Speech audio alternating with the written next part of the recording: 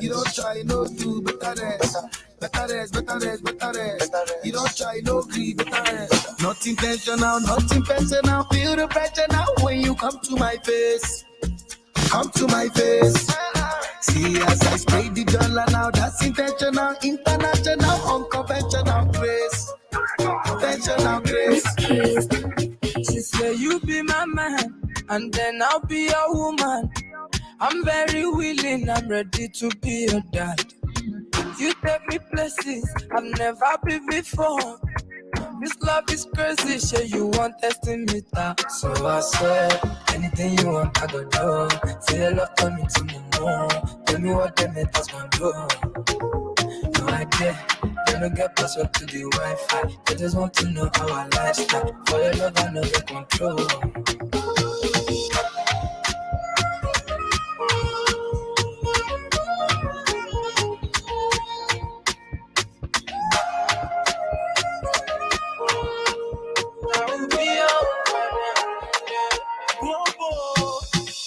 I'm knocking at your door, knocking at your door. Because I'm knocking at your door. I'm knocking at your door. Because open up the door. I'm not that money, I got you. Let them know I wanna give you love, I wanna show you off, I wanna. If them boys, them no go give you joy, them today make it noise, them today. I'm knocking at your door, knocking at your door, because I'm hanging on a song. I'm knocking at your door, because open up the door. Don't ask I got money, I got you. Hey! Don't sleep, wake up. Collect your money, wake up. Collect your money, wake up. Tera, go get the moolah. Wake up. Money go kala. Kala go yellow. Don't walk, you don't try. You supposed to be jai. Kill up, come, become person, my dog, person we don't mind. But when I land softly on the sofa floor. So far, so good. Go me back. Go lo, let me see you. Go lo, go. Let me see you. They move. Go lo, let me see you. Go lo, go. Let me go. Last. Now everybody go to breakfast.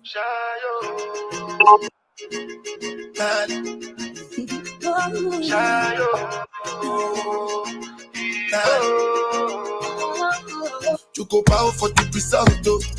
Nothing to discuss, cause I did win by default and without any doubt, though. I'm a me happy adult, though. I no go feed the choice out, though. I'm a mind that's you be talk, though. I put my life into my job and I know I'm in trouble.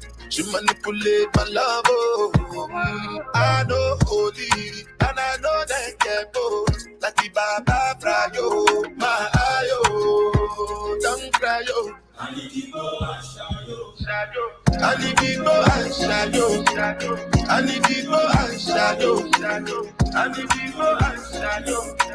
Shadow. I need to go and shadow. I need to go and shadow. I need to go and shadow.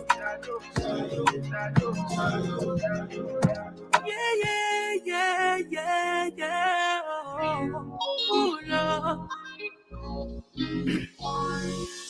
So many reasons where I want it for you, my love. Now you want to retire with my love. Oh. See all the little good things you do them.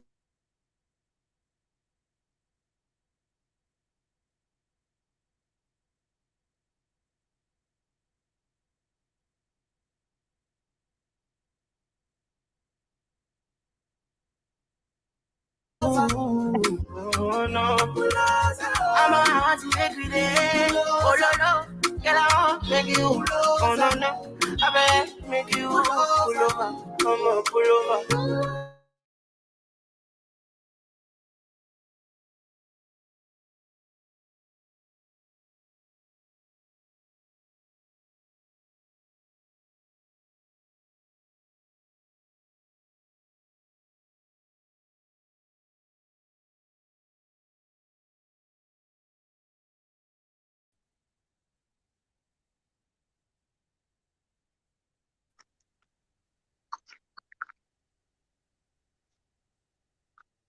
Try to be quiet, but I can't be. The noise in my mind wouldn't leave me. I try to get by, but I'm burning. I'm behind, my mind it runs. All these thoughts of troubling. Fighting to give up my pain. Fighting to be on my lane. My mind running to the other side. When it's time to leave my life, then it tries to take me out. Tell you what I need. Right yet, alright.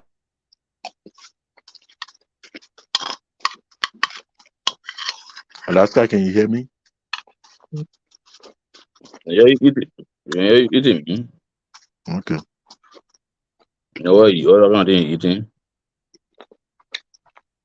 Hey, business, why eating? Why eating?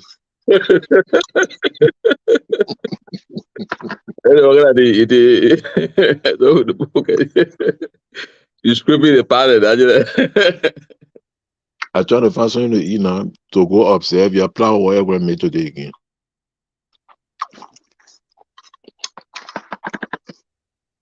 So you're going to make plan today again. No, maybe I'll feel what I didn't. So they took your interim leader now. Oh, Only air that she breathes. And when I look into her eyes, that she can never that's not internally, though. your Oh, body okay. like clean when At the we board, doing the thing, though. and Yeah, as like they bowl now. breathe, Okay.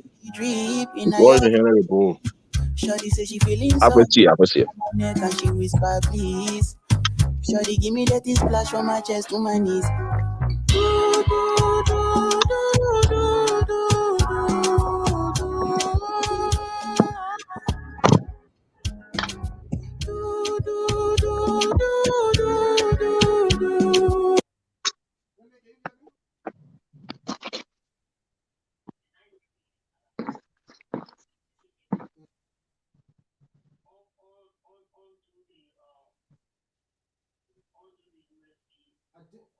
For what? Yeah, I did it already. I pressed it down already. Uh-huh.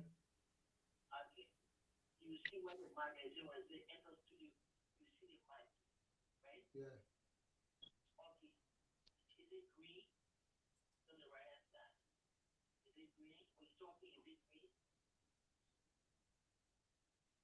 Yeah, you found one, yeah. Yeah, man, yeah, big man. Embarrassing when people, oh, there was a big convention and they're not hearing me, man, in the studio, man.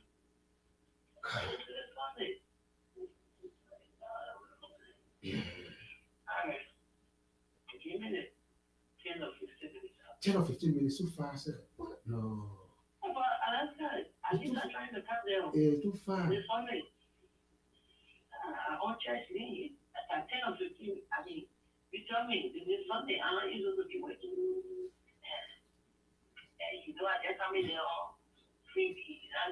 Yeah, yeah. But this is the real. What? Wow. Embarrassing. People from Iowa calling me, people from other states, and they're not hearing.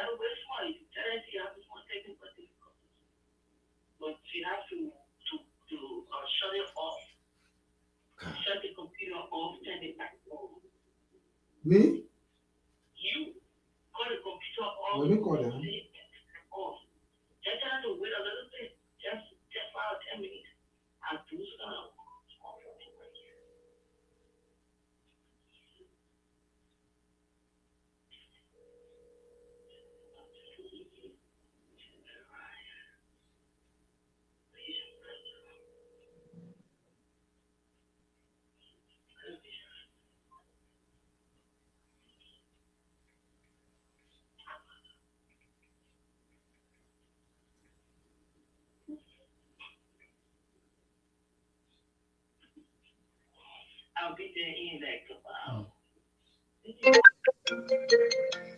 Hello, bro.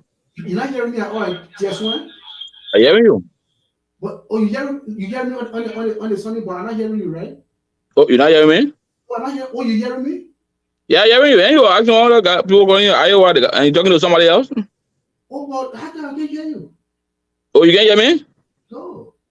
Oh, let me turn on the phone. Well, one guy, you know, who was there when I was talking? You were eating. I was joking at, and he was hearing me. Okay. You hear me? If you can hear me, put your hand up. I thank you. Okay, but I'm not hearing you. Oh wow, I don't know what. What? But is somebody else there? I don't know what that device. Okay, let me put the gas on from Iowa on. Okay. Yeah, accent. But he was hearing me. Someone I was talking, he was eating. So To see what I do. I don't know whether that's the problem. No, Indiana. There's guy from Indiana. I think. I'm just see whether they will come on and whether there's a problem. Jonathan Williams. Jonathan is not at his phone.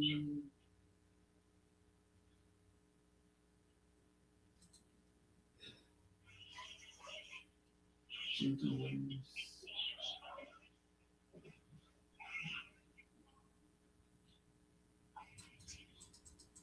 I think Jonathan Williams muted.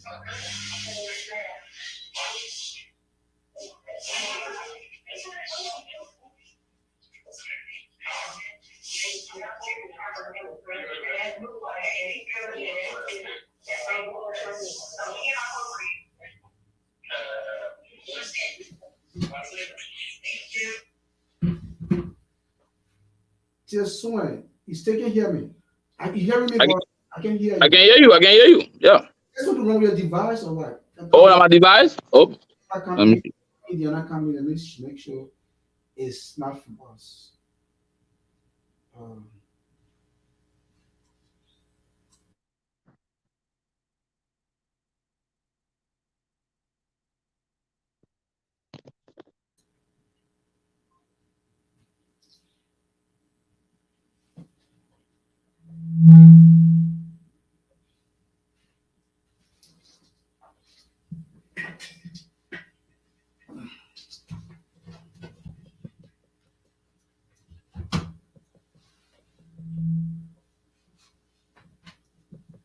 yes, ladies and gentlemen, if you are hearing us, we are going to discuss the ULAA Convention. What went wrong? Yesterday there was an election at ULAA and nothing was held. Discuss the ULAA Convention. What went wrong?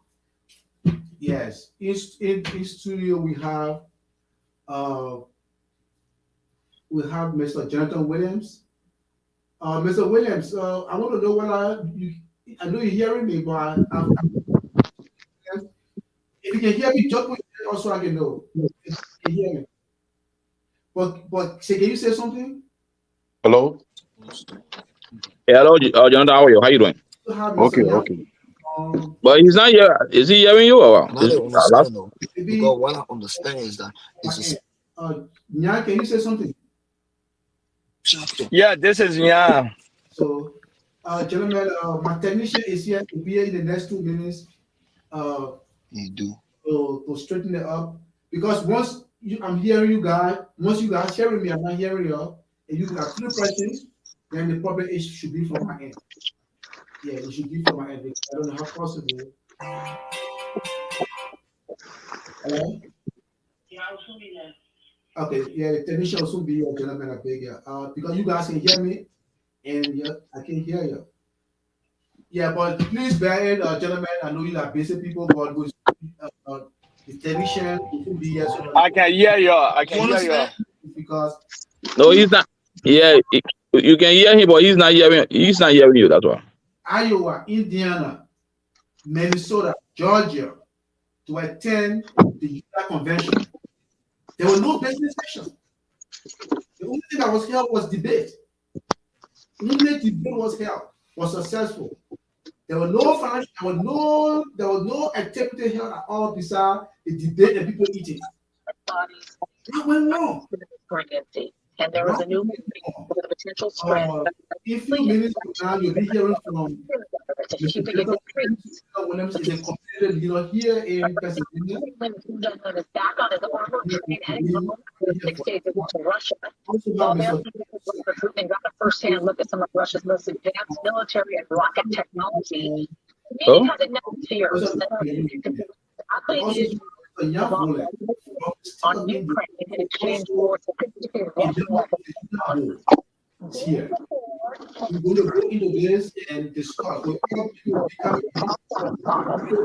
have the state of Georgia will be represented by the head of the delegation. We will also have somebody from the opposing team in Georgia. We're going to hear why Georgia took certain number and why other members were not allowed to be a part of this delegation, part of the delegation from Georgia. We want to know. It's a technical point for, as you know, the minority voice is just something coming up. There are some features from our end, and we have been testing a few weeks ago. We've been testing our studio, but as we said, we want to make the studio a network for all Liberians everywhere in the world. You can be in Brussels, you can be in Iowa, Indiana. We want to share the link. What we'll be doing is that we'll be sending you the link, the Facebook link, and the YouTube link. So when you share your chat room, other people can know what's happening so they can listen to you. But right now, because of the audio, I will not send a link right now. Once we start the process and I'm hearing you guys speaking, then I will send a link to you. You can put it in your chat rooms. But it will look bad right now if I send a link to you and people not hearing your voices. So I don't want to send a link until everything is set up. But I know you guys are busy. Mr. Williams is supposed to be traveling to Delaware. Mr. Williams is always also on his way. IRS. I got behind on my taxes. That's a horrible feeling. Jan turned to ultimate. They will know. Let me play some music while we wait. Let me go back to my music and play some music. As I'm very sorry for inconvenience. 3022.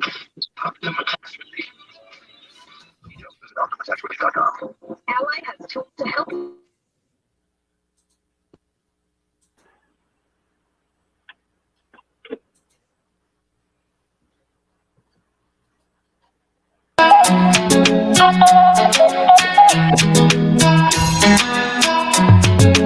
Tell me what you like.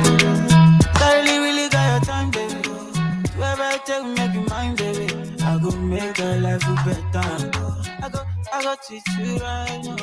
Swear I go make you shine, baby. See on the brother every time, baby. I go make your life better. Cause you they give me ginger.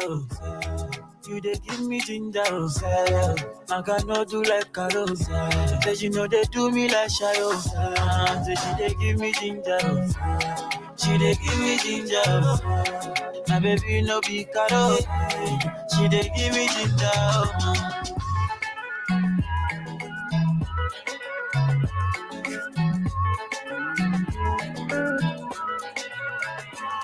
When you there hustle, you go there all alone. When you succeed, they go call you their own. Now because you don't there for the throne, they call you won't come out. When you there hustle, you go there all alone. When you succeed, they go call you their own. When they see say you there for the throne, they go call you.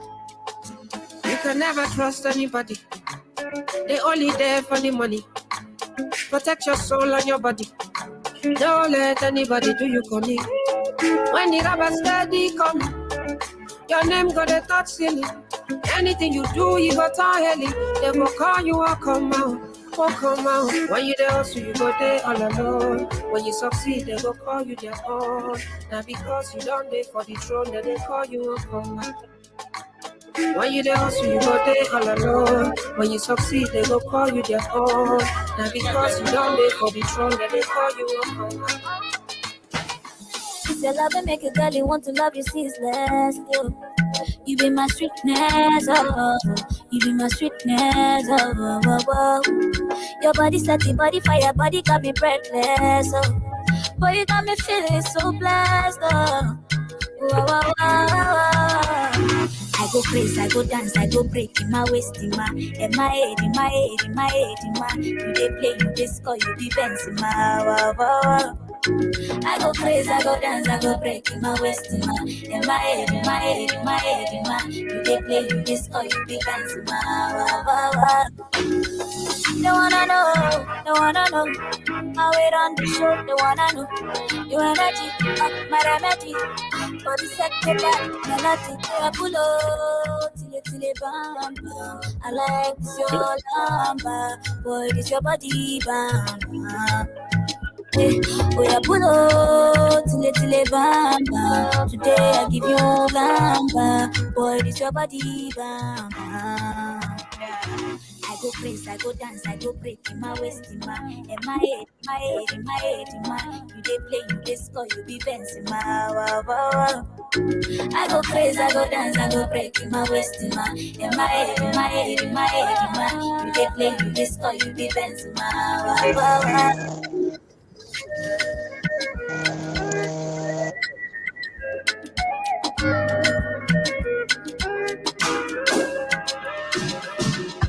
If I want to follow you there, you me say come my heart go here. Me and you, we are deeply connected now. You say it in a hear it different. You get it from my heart, you don't care. Me and you, we are deeply connected. I'm obsessed, I confess. This thing in my head goes spinning. This thing in my head goes spinning, goes spinning. DJ, I'm obsessed, I confess. This thing in my head goes spinning. This thing in my head goes spinning, goes spinning.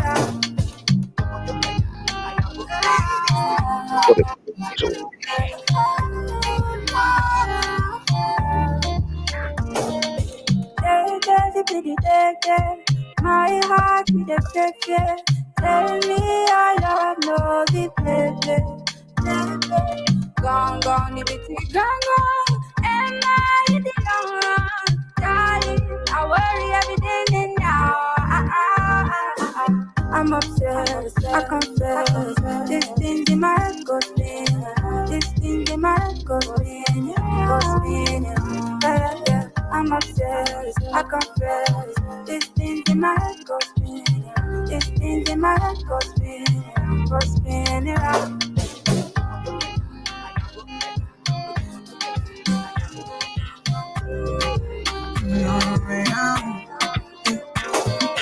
Bad man looking good in the bad man drip to the car. Spot cars parked on the right spot. Bad man slick, you know. Bad man looking good in the bad man drip to the car. Spot cars parked on the right spot. Bad man slick, and you. Me got a girl on me bed right now. She says she no one leave. She tell me, Ruga, I want to spend the rest of my life with you. Me say no shit. Oh Lord, fly you to Maldives for a day, then we fly back quick. Then we take a quick jet, fly straight to Paris. You fucking with the creme de la creme. Say she never seen a guy like me. Yeah, she confess. Say nobody hit it right like me. She confess. Bend down, get on your knees, girl, never digress. Ooh, she really want to flex with me. She wanna break bread with me. Bad man looking good in the bad man drip to the car. Spot cars parked on the right spot. Bad man slick, and you know. Bad man looking good in the bad man drip to the car. Spot cars parked on the right spot. Bad man slick, and you. Clarity won't be me. Screw all them niggas, them I won't be me. Ice on me, looking fresh and clean. Definitely put me eye patch on me. Take my vanilla cold stone in my villa. Me one drop your sativa on cold.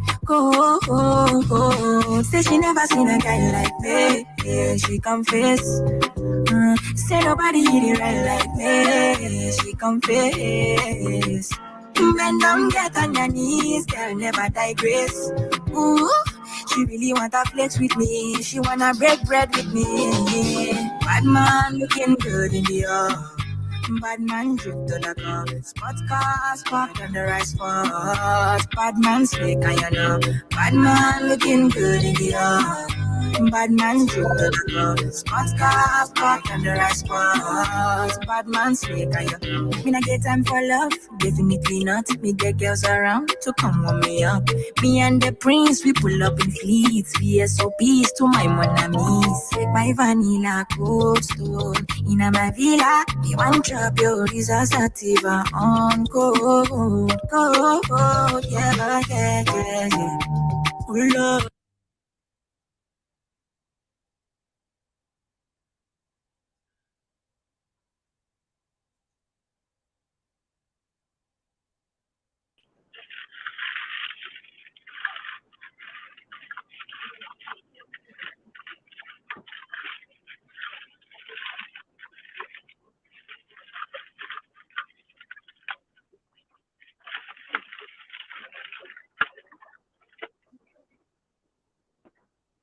Ole, can you hear me?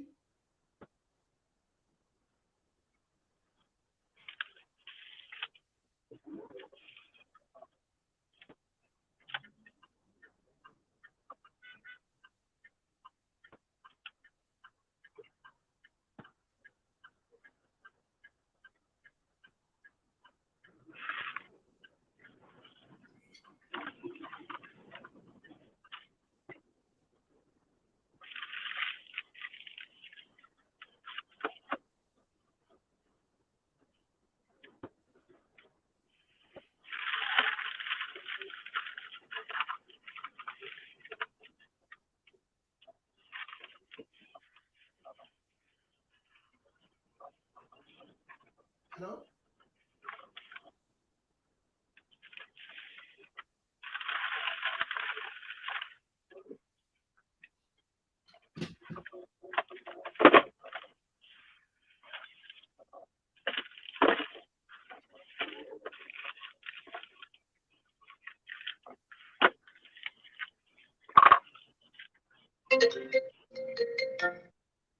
Hello.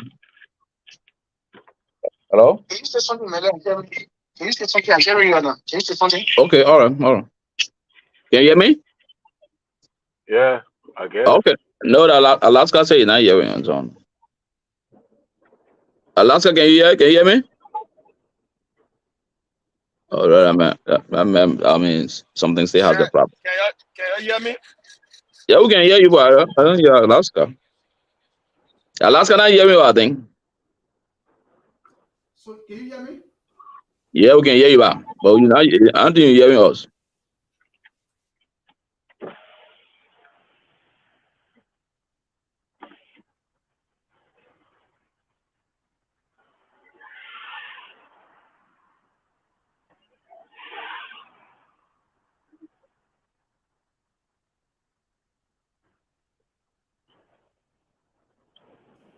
Hello?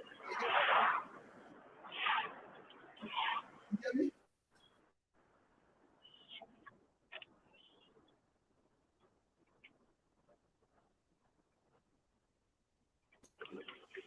Okay, just one. If you can hear me, please explain, man. We want to know your opinion. But We just want to hear from you what's really happening, what really went wrong, and what your own take. Vonla, are you there? Can you hear me, Vonla? Senator, can you hear me?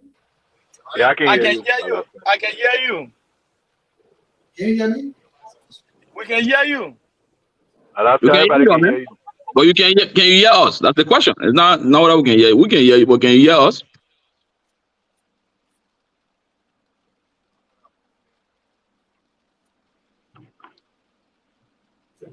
Yes, I'm hearing you guys. Okay. Can you hear Okay. us now?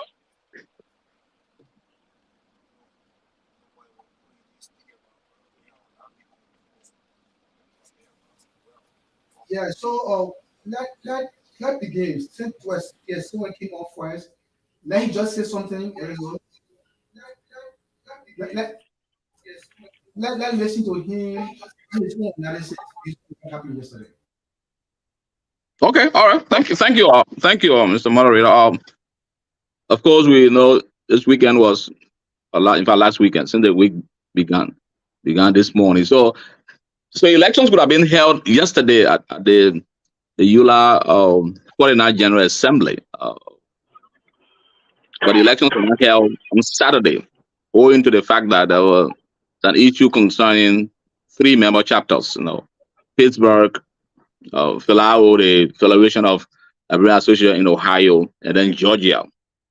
And the question was about seating the delegates of those member chapters. And after negotiations, Pittsburgh was denied. And so when we got to the election time, Philao, the Organization of Liberal Association in Ohio and Georgia, were not seated. And there was a question between whether to seat the delegates of the 2 chapters or deny them, and the president, the convention, the plenary session was, called to order, prayer was done, and then the president requested for a motion, for the 2 chapters, to be denied or not be allowed to be seated at the convention, and there was contention from, the board chair, the board secretary, and other members who insisted that the 2 chapters should be, seated and delegates should be accepted. And that motion was made. There was a commotion, and at the end of the day, the president announced that the elections, the nullifier canceled and it won't be held, and everything went into an uproar. The elections were not held.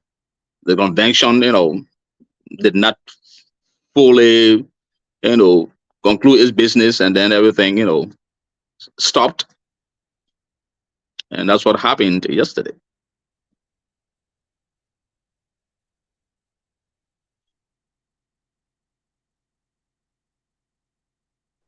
So, Alaska. The election stopped. Wow. Alaska. Mr. Wisner. Yeah, we can hear you. I don't know why you hear me, but okay, yeah, you do. Okay, so Mr. Wisner, I think first, let's just clarify some stuff. We're hearing you. Go ahead. Yeah, so if you guys can hear me, let's just clarify some stuff, because I want to be on record. My opinions being expressed in here are not those of ULAA, nor are they of Liberal Association of Pennsylvania. I am just a bystander, observer, and a community person who happened to be here in Pennsylvania or Philadelphia, where this convention is going on. Now, we've been called here today to maybe because we observed some of the proceedings and some of the arguments that were going on. That's why we were called to somehow give our opinion. So we have to make that clear while we are on here, because a lot of people will be listening to us. So having said that, the first panelist who spoke, I'm not sure whether some issues were settled before the noise came outside or not, because I heard him mentioning Pittsburgh. In all of the noise that we got from outside and some of the principals explaining to us the Pittsburgh situation, that it seems like Pittsburgh situation was settled long before the noise of yesterday started. What came out of yesterday was that there were 3 chapters: the Iowa chapter, the Ohio chapter, which is the Federation of Ohio or something like that, and the Georgia chapter. So those were the 3 things that were going on yesterday that basically caused the convention not to happen. I hope we are on the same page with that, because that was what happened after talking to Batty, after talking to Minerva Grant, who is the vice president of ULAA, and even after speaking with Shehu and the president of the Georgia chapter, and I think the former secretary general of the Ohio chapter, and some of the people from Iowa, it seems like those were the 3 chapters with the problem. So I just want to clarify that based on what I observed, what I heard, and the people I spoke With that said, hello? Hello? Wait, so Mr. T.S. Swan, I think you're trying to make sure that he get it clear why the election was not held. So are you in agreement, Mr. TS1? Oh yeah. I agree. I mean, the three chapters you talked about. I was just giving a background information that has to do with before the elections, even before the convention even convened, before the assembly convened, the issue of peace was also on the floor. And I agree with him that the three chapters he mentioned about were the last containing issue that we had to deal with up to Saturday that were not seated. So I agree with him. I was just throwing out that initially, the background talks also had Pittsburgh in the picture that was considered before the three other chapters were being brought to the floor. Yeah.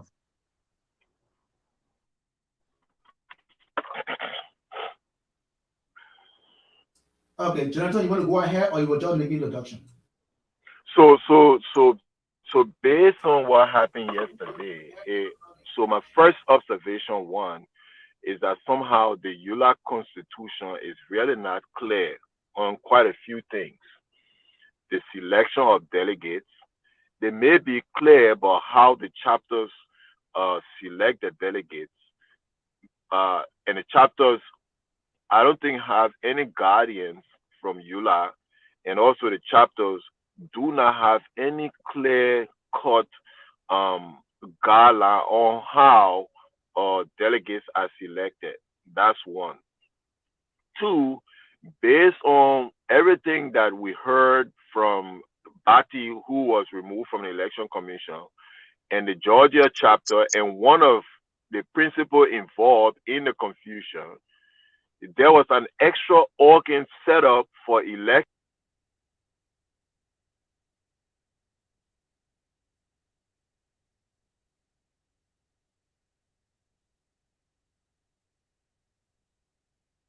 Is he there? Hello? I think he lost connection maybe. Yeah, I think you got some. Yeah.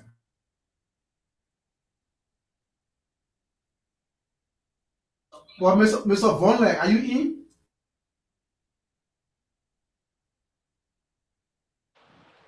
Yeah, I'm here. Can you hear me? Okay.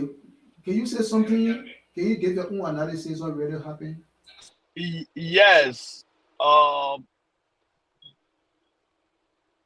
What I observed yesterday from my own analysis is that the election commissioners did not have any, they were not independent.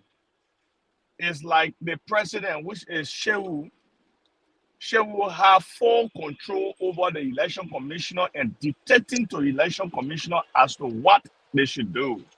From our own understanding of everything that unfolded yesterday, because from Mr. Ibula, from what I heard yesterday, Shehu wrote the chapter. Instead of the election commissioner writing the chapter, Shehu, who is the president and also a candidate in the election, wrote a chapter suspending a chapter from participating on election matter. Election commissioner per the constitution is an independent body that oversees election matter. If there is an election dispute that the election commissioner cannot handle, the election commissioner will pass that dispute over to the electoral panel of the ULAA board. Then the electoral panel will look into that dispute. If they cannot solve that dispute, then the electoral panel will then pass it on to the full FULL, full board, for them to look into it to settle the matter. Some of those disputes that we're talking about yesterday that make the election to be canceled today, we heard about it. the electoral panel summoned the election commission chairperson to better explain what was their role in settling those election matters from those various chapters. The election commissioner refused deliberately to appear before the electoral panel of the ULAA board to look into the matter. Then the electoral panel followed the rules by passing on the matter to the full board to look into the matter because the election commissioner refused to appear before them. The full board, while in their session, around about 2 a.m. in the morning,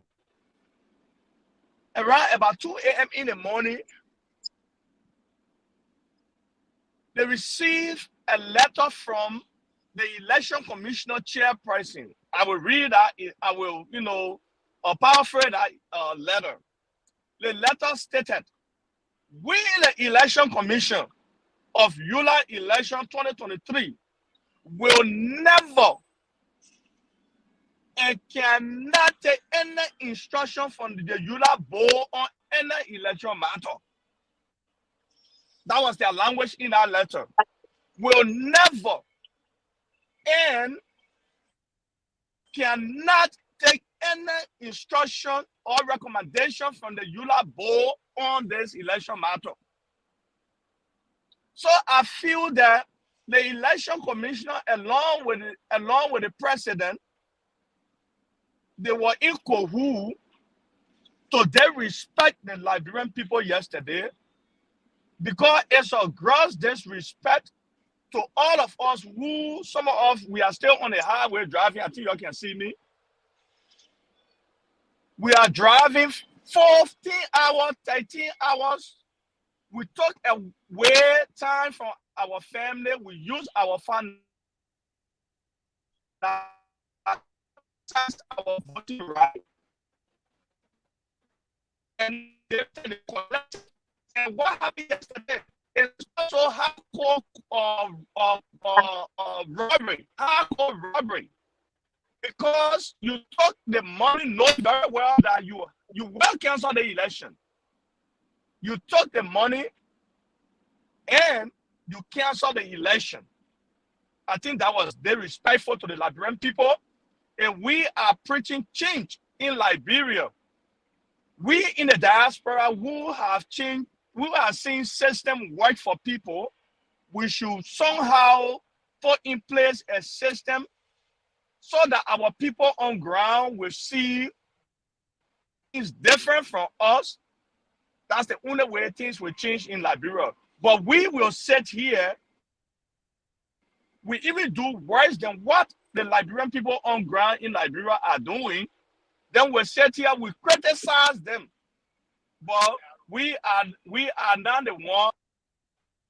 We are here and nothing we preach. So I will stop right here for now. That's what I observed yesterday. Can you hear me? Yeah, we hear you. I know we're gonna loud and clear. Loud and so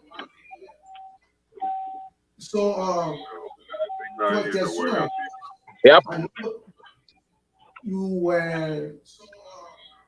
know you are one of the panelists. You are very neutral, but notwithstanding, you have to give your analysis. When you did previously was just an introduction.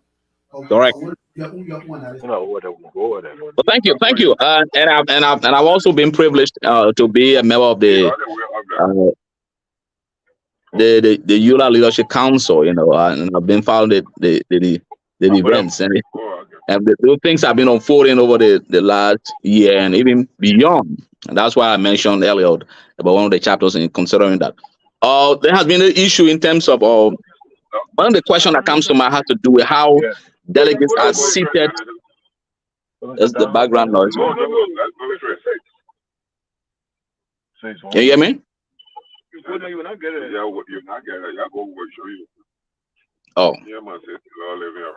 Yeah, Jonathan, can you mute your phone? That's what I did. It's on mute. Can you mute your phone until you're ready to talk? It's on mute. Can you hear me, Alaska? I think you have two lines on Jonathan. You have two lines. Okay, let me just cut it off. Two lines now. And start over. No, and I say you should go with that. Yeah, 66. No, okay, I'm gonna leave.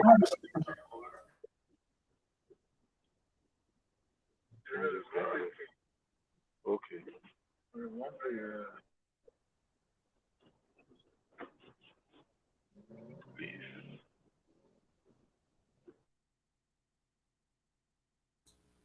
Yeah, Mr. Swain. Okay, yeah. So the issue that then the question comes to how delegates are seated at the convention. The commission had a different view. The commission had argued that it should be the national administration that should seat the delegates at the convention. And so you had three chapters that had the issue. In fact, the earlier speaker mentioned about how the delegates are selected. In most cases, when the delegates are selected, they are selected from the leaders of the member chapter, or there hasn't been an issue where someone questioned the listing that has been sent by the Librarian Association of Pennsylvania or the Librarian Association, excuse me, of Georgia. In this case, initially there was the issue of Iowa, and then the other chapters came about. Initially, Iowa, because of a situation that was unfolding there, had sent a communication that they won't be attending the convention, the assembly. But after a while, they reconsidered it, they retracted the letter, they sent it. But the issue had to be with the delegates that were being sent. I think one first sent by the president, then the board chair. So that difference was there. And the commission said that they wanted for, since there was this confusion within their own chapter, there was a need for them, both of them, to sign a single document stating that they are affirming the delegates that will be sent, and that issue was now resolved, and we got there. But the crux of the matter is that it has to do with people's individual interest in terms of delegates that are selected and which side they will be supporting the election, since the election was between two candidates. And you will notice that the president leans on one side, the board chair and the board members lean on the other side. And that's why the folks were not allowing this delegate to be seated, or that delegate to be seated, given the fact that the argument was being made that whether is the delegates that are being selected from this group represents the group. The delegate has been sent, and someone questions that, hey, the names on two of the names on one of the lists are not or active members of the chapter, and that went into an uproar. So because the board leaders, the chair and the secretary and others on the one hand, and the president and the vice president on the other hand, could not come to a resolution concerning those three chapters sitting and then allowing to participate, and that was the main issue that happened, and then that stopped the entire process. For those on the board and the chair and the other people were insisting that those chapters that were not allowed be considered to sit, and the delegates be allowed to participate in the process. And the executive, held by the president, the VP, insisting that no. And that's why you see at the convention, the president called for a motion for those delegates to not be seated. Maybe it begs a larger question in terms of which direction the delegates would have gone in terms of making the choice for the leadership of the union. But it shouldn't have been that case. In any case, the individual chapters, whatever disagreement they have, would have resolved the disagreement and make sure that the delegates are submitted, because you can't have an individual chapter with their own internal issue that would disrupt the entire General Assembly. The truth is that the election is just part of the entire General Assembly. That's just one event, of the General Assembly. There's General Assembly is called to order. There are other things that have to unfold to get to election. So when the General Assembly is called to order, there are other things that sort of happen in the General Assembly before we get to election. And unfortunately, the focus was only on the election part, that the plenary was not held The president didn't give the state of the, the EU address. We didn't get financial report, of the ULAA Convention that usually happens when we meet at the convention. And that was an unfortunate situation. So the president stands, the executive meet, the president stands and cancels the election. I'll say the election will not continue, will not be held because of all the uproar and what happened. The board meets after that, and then try to rely on a constitutional provision to say that the fact that the election was being cancelled by the president, and that nullification means that it gives the body authority to appoint an interim leader or to be acting until new elections can be held, and this makes the conflict even more interesting and a situation that we'll have to be watching to see what will unfold in the days and weeks ahead.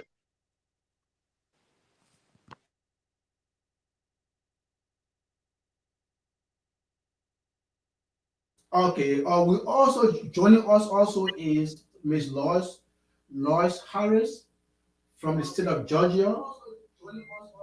Lois was one of those group that was deleted from the list, according to them, from the Georgia list.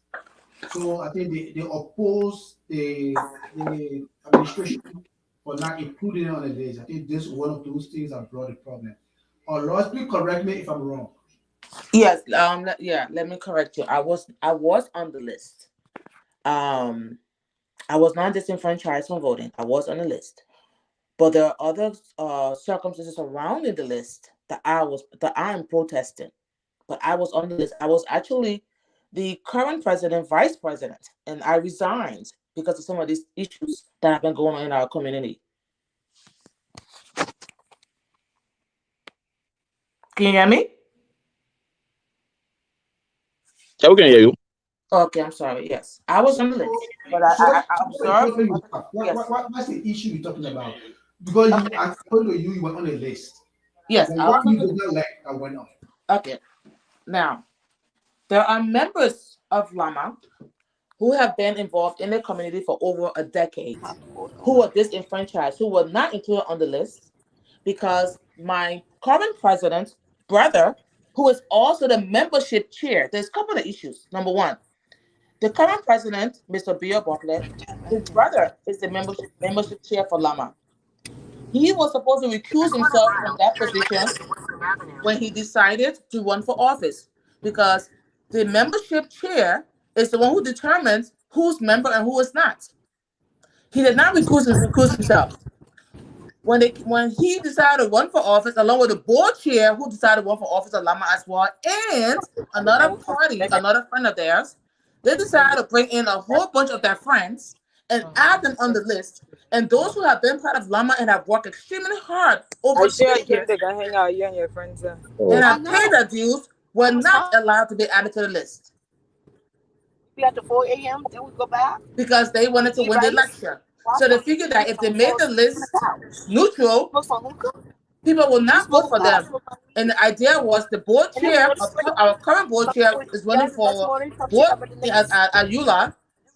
Our current president brother, who is also membership chair, is running as well, along with a previous board member who was a very good friend of the two of them.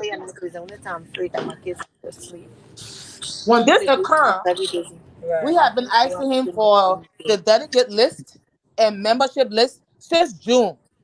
We wish we would call that man. We sent him so many letters since June of this year. No, yeah, man, they just have. There's so much noise going on. Yeah, I know. Can you mute the question, Alaska? Please. We have been asking for this list since June, sir. When one of the members decided that he wanted to run for office, we asked for the list. He refused to. We sent over 6 emails. Both candidates reached out to him. He refused to. The list was only released 2 days before the due date. 2 days. When we saw the list, there are names on our list who did not attend the 2 consecutive meetings because he said he was going according to ULAA Constitution. It states that for you to be able to be allowed to vote, you have to attend 2 consecutive meetings and you have to be in good standing. there were half of the people on that list had not attended any meetings at all, none whatsoever. But he had that name on the list. When we received the list, we tried to reach out to him again. He refused to respond. We then reached out to the election commissioner of ULAA. We sent our disagreement to him, our concern to him, along with our proof. When we sent a letter to him, he responded back, and this is what was told by the election commission of ULAA. They do not interfere with local chapter issues. According to the Constitution, that is according to the ULAA Constitution, that is who we're supposed to go to with our grievances, which we did. Nothing was done about it. Democrat, Republican. What's your party name? Are you there? I don't know one. Yeah, can you there's some feedback from someone Can you there. please mute your phone? Hello? Right. Can you mute them?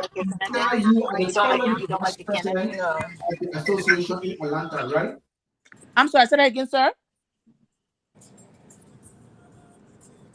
Hello, sir. What did you say? Did you say you are the current vice president of the association? No, I'm not.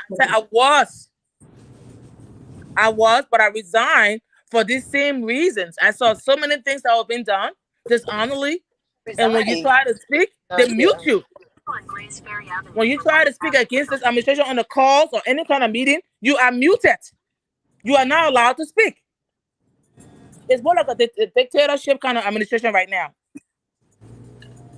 Members are not allowed to speak if you're going to speak against what activities that they are doing. Then you're not allowed to speak. Wow. But if you're speaking in favor of them, they will allow you to speak, or they will mute you. Because most of our calls have been through Zoom. For that, I to speak. Yeah. What kind of freedom is that? Most of our calls are through Zoom. So the brother now has authority to mute whoever don't want to speak, because he's the one that controls the call. So the new problem. So if I'm coming, is Bernice on your team? I see one Bernice. Is she on your team? Yeah, she's from Georgia as well.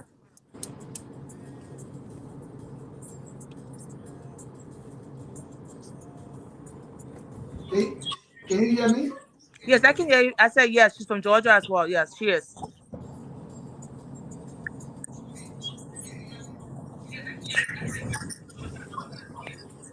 Okay, thank you. So the reason why the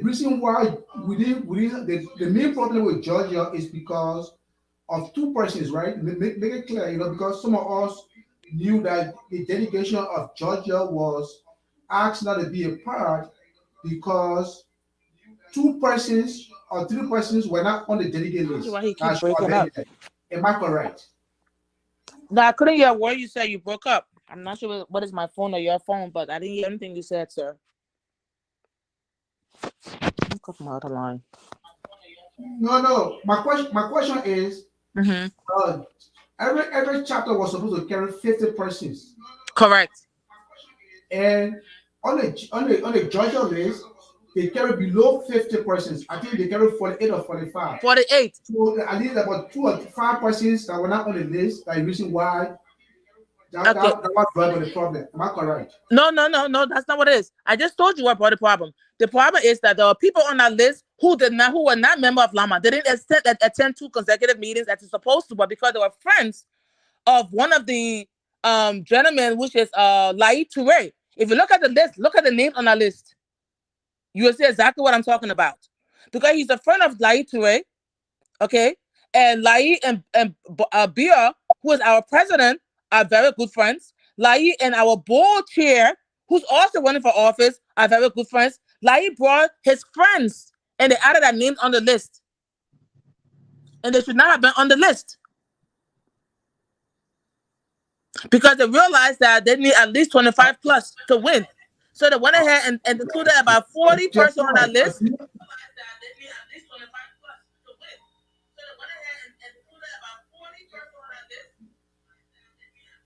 And only 8, I guess he tried to be. I have a question for our sister. Or does Bernie want to say something? Bernice? Yes, hello. Who do you have a question for me? Good evening or afternoon. Can you hear me? No, what I mean? Do you on it? Do you want to say something? Loud and clear. Yes, I mean, basically, I think what the issue here is, because I am actually serving on the executive board for Laman with the EDBR, and Barbie, who is the um membership chair, and other people that's on the board as well. However, my concerns with the whole situation, which I was part of this meeting that Sis Lois is speaking of. There was a meeting, I think July or August. I'm not sure which one. Maybe June. It was July. Where It was July. July? Okay, the July meeting where there was some questions in place about if I have somebody sitting next to me and they're in the meeting, how do you account for them instead of just looking at the names on the Zoom? Dr. Summer was the one that asked the question because she always have her husband with her in the meeting, but he's not on a separate Zoom call. He's on the call on the same Zoom call as her. So when she asked those questions, Barbie decided, okay, yeah, so if he's with you right now, let him say something so we know that he's with you every time moving forward. If you have somebody with you in the meeting that's not logging into their own computer, um, they would need to say that name.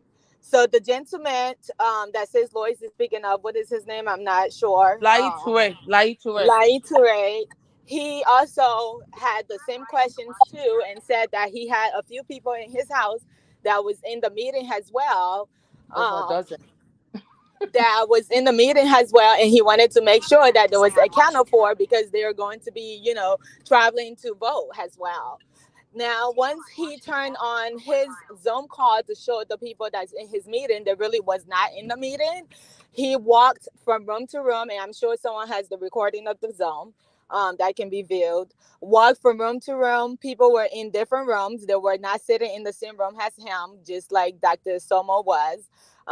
He walked from different rooms to room. There was a lady getting in bed about to sleep. There was people in the garage doing their own thing, and told them to announce their names so they can be added to the list that they are part of the meeting, which is really inaccurate because they were not sitting a part of the meeting. He just walked with his phone to show all the different people that was in his house for them to be added on the list as part of the meeting.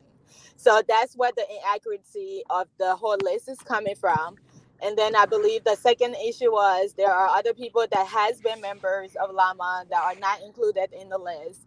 My issue after reading the bylaws and certain things, I felt that the list should have been given out sooner instead of August 30th. Based on the information I read from ULA website and the election guidelines, the paperwork actually said 30 days before election. So I'm not even sure where the September 1st deadline came from. But if it was 30 days before election, according to the information that ULA has on that website, just to further stop all of the issues, I think 30 days would be like an accurate information so people can dispute or not dispute, and information can be shared ahead of time instead of last minute. That's all I have to say. Thank you.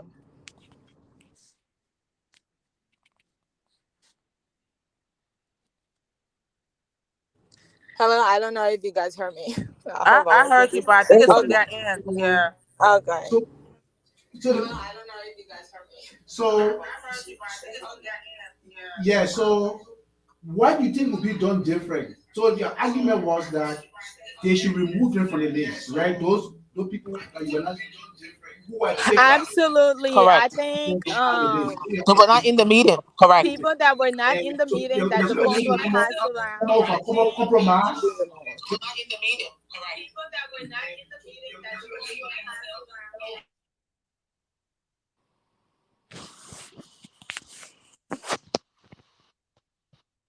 Could you guys have a compromise to put everything and make things right? So we tried that. This is why we tried to reach out to him so many times. He refused. This man feels like he is above law. Trust me, you don't know who we're dealing with. Okay? We even after election commissioner wrote us back, okay, and told us that they do not interfere with local chapters, local regions issues. We then reached out to the president of ULA, who also wrote him three different letters asking for us to come to the table and have a discussion. He refused to. So what more can we do? We provided the list of our names of those who have attended meetings that should be added. He refused to add them there. So what else can we do at this point? The only thing that can fix this problem is ULAA has to come up with a guideline across all spectrum in terms of how delegate lists should be picked. The General Assembly should be the one picking the delegate list, not the president, because they do it in their own favor. Not the board, because they do it in their own favor.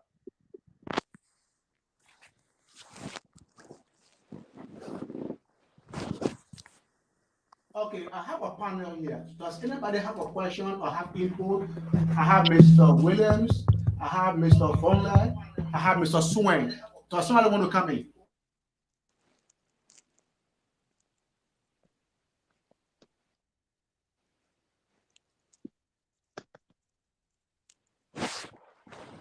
And may I add something if no one else wants to speak? Because I keep hearing people saying that the president of Do you have any question or do you want to say something?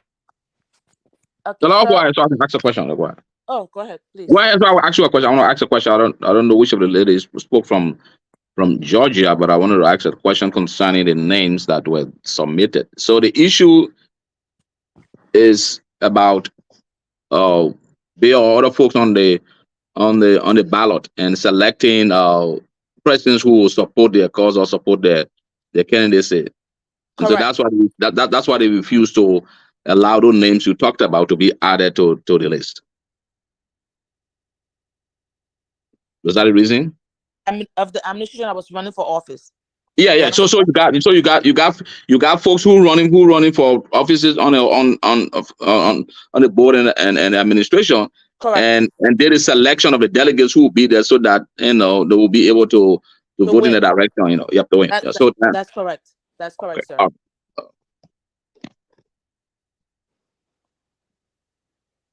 That is correct. So how many each member chapter was to provide 50 names.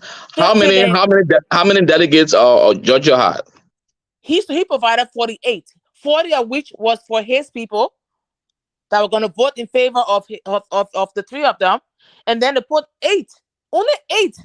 I get to try to say, okay, let's be a little bit fair. They put only 8 person name from the other person from the opponent. Okay. 40. Okay. But I just want to come in for a second. Not only that, because I don't think that also is the issue, but the major issue, I think, is the fact that putting people on the list that have not been part of the Llama meeting, they haven't been involved, they are not active member according to the Llama bylaws. That is really the significance of the issue also. Okay.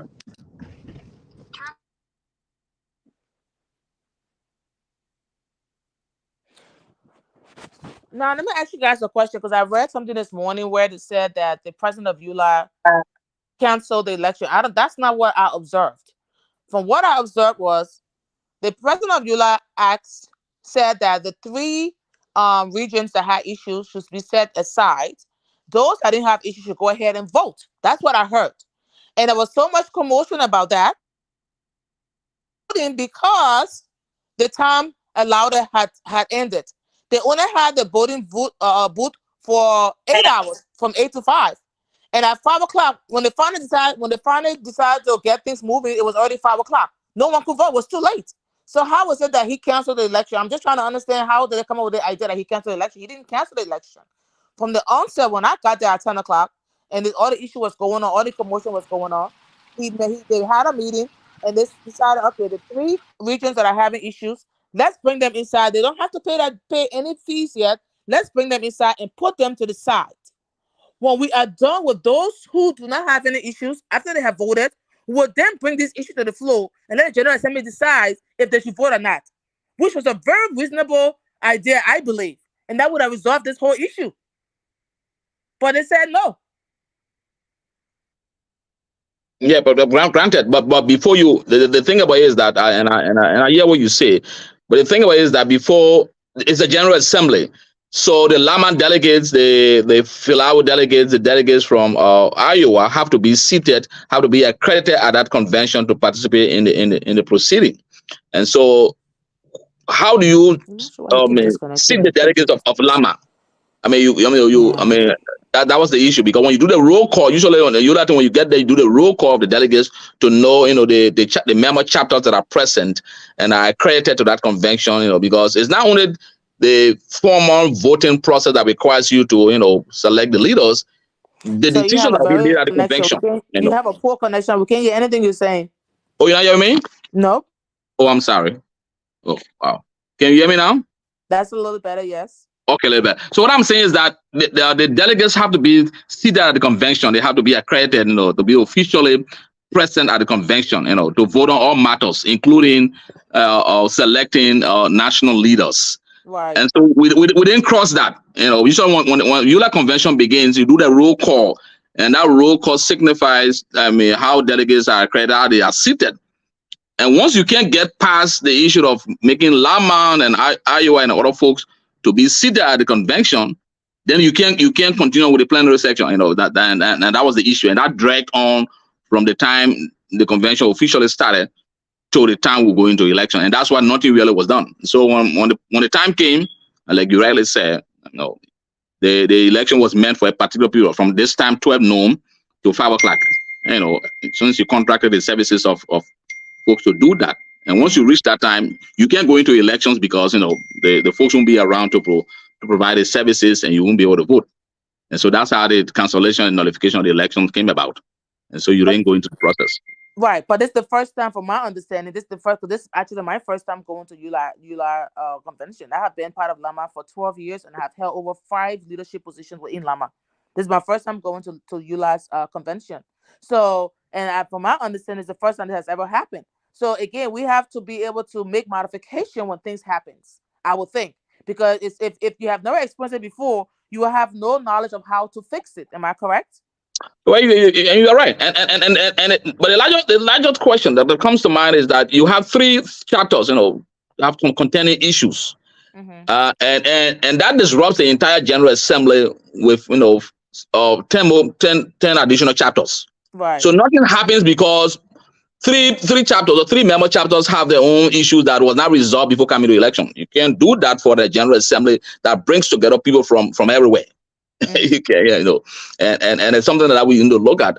But the bigger question has to do with how delegates are selected, in the member chapters. The national administration or the board should not have any interference. How Lama selects a delegate, how Pennsylvania selects a delegate.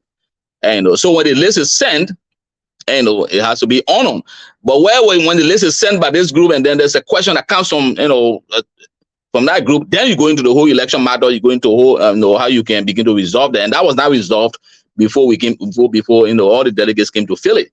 And so the man said the same 48 names.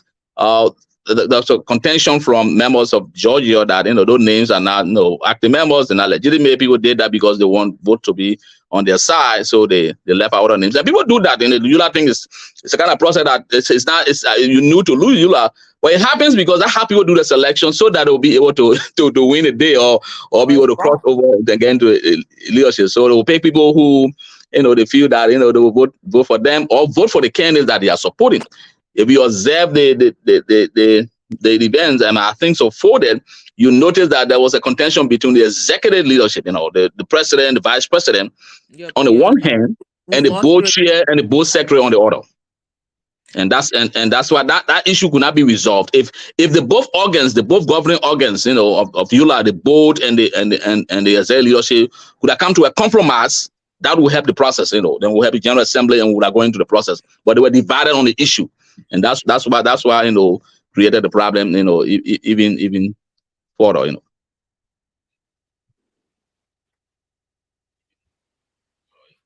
So okay, I know we have Mr. Vonleh. Mr. Vonleh, are you with us?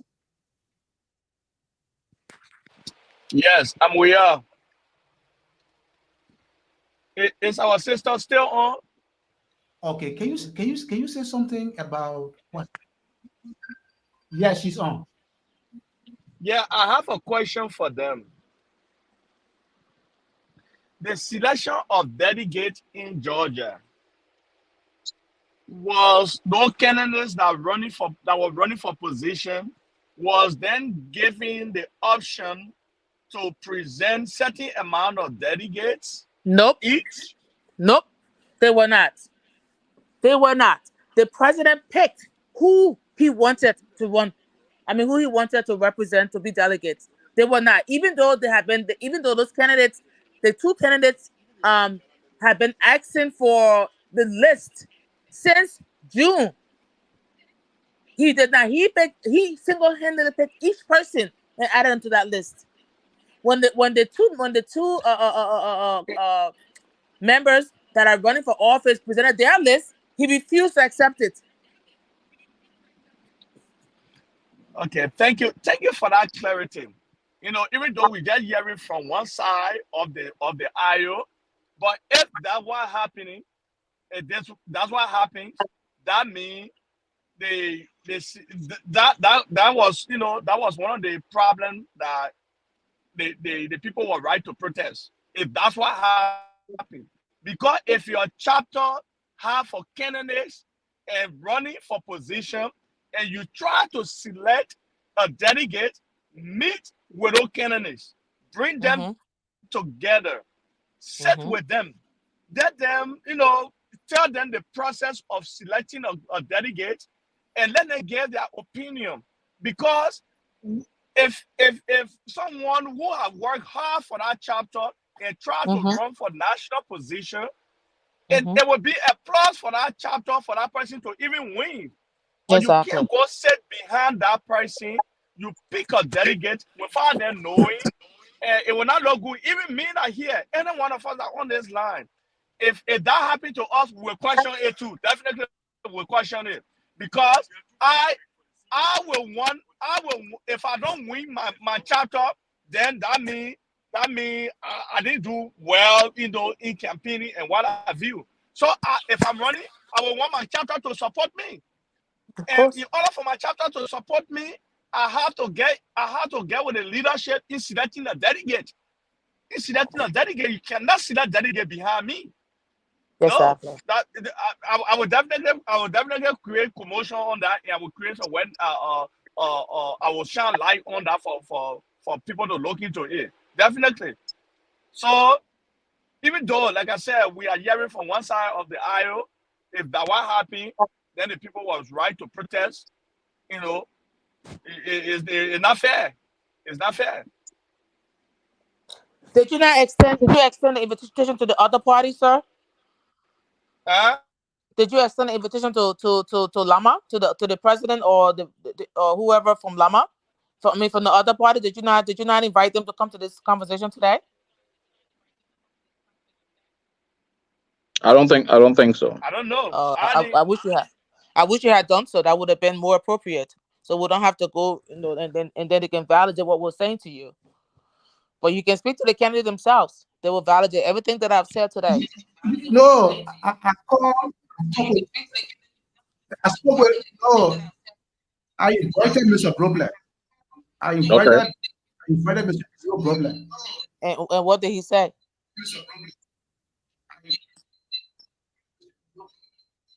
Okay. He told me he was going to come on 3. Then he said he just got home and he had some. That's the excuse to get constantly. I'll call you back. I'll get back to you. Yeah, I know. I know the feeling.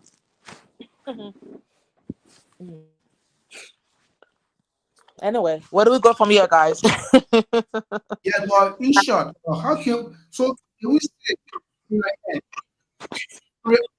what can you say was intention? Can we say it went well or it went bad? Because there's a next step. Sometimes, okay, my opinion is this. I think it went well, but to an extent.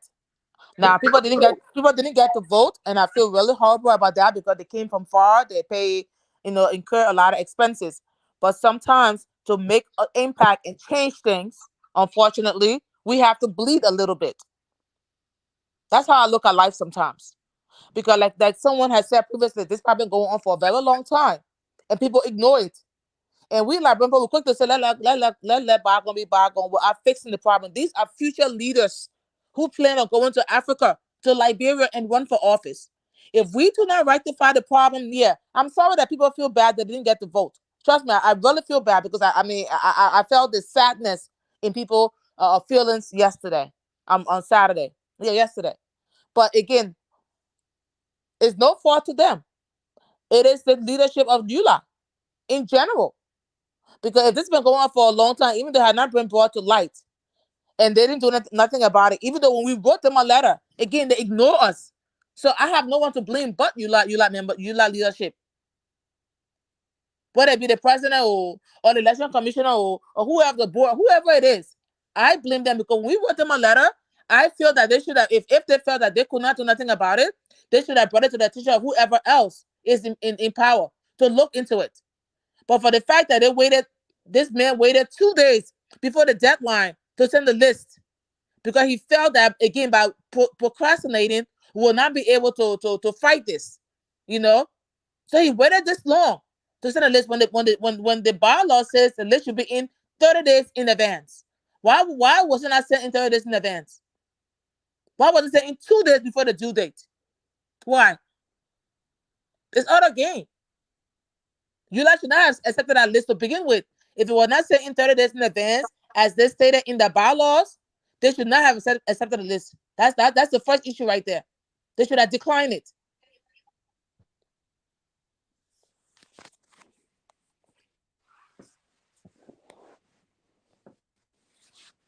Okay. All right. That's your point. So Mr. Board Member, what I know there's a board member, Mr. Bonner, you are the ULAA board. What is the next step, Mr. Board Member? Are we going to extend the administration for the next 1 year until or what's going on?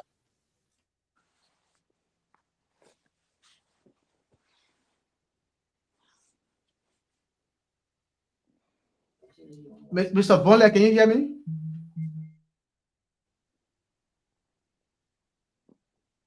Mr. Swan, can you hear me? Yeah, I can hear you. I can hear you. Yeah. I thought you were asking me a question, you know.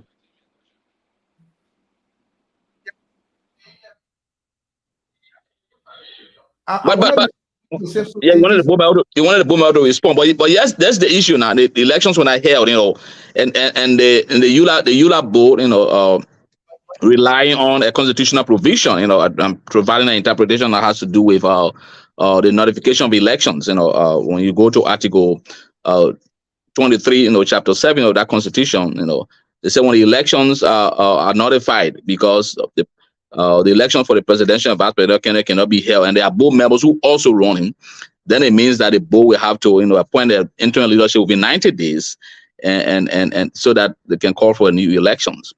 But the question is, who nullified these elections? And there were board members who were also running too.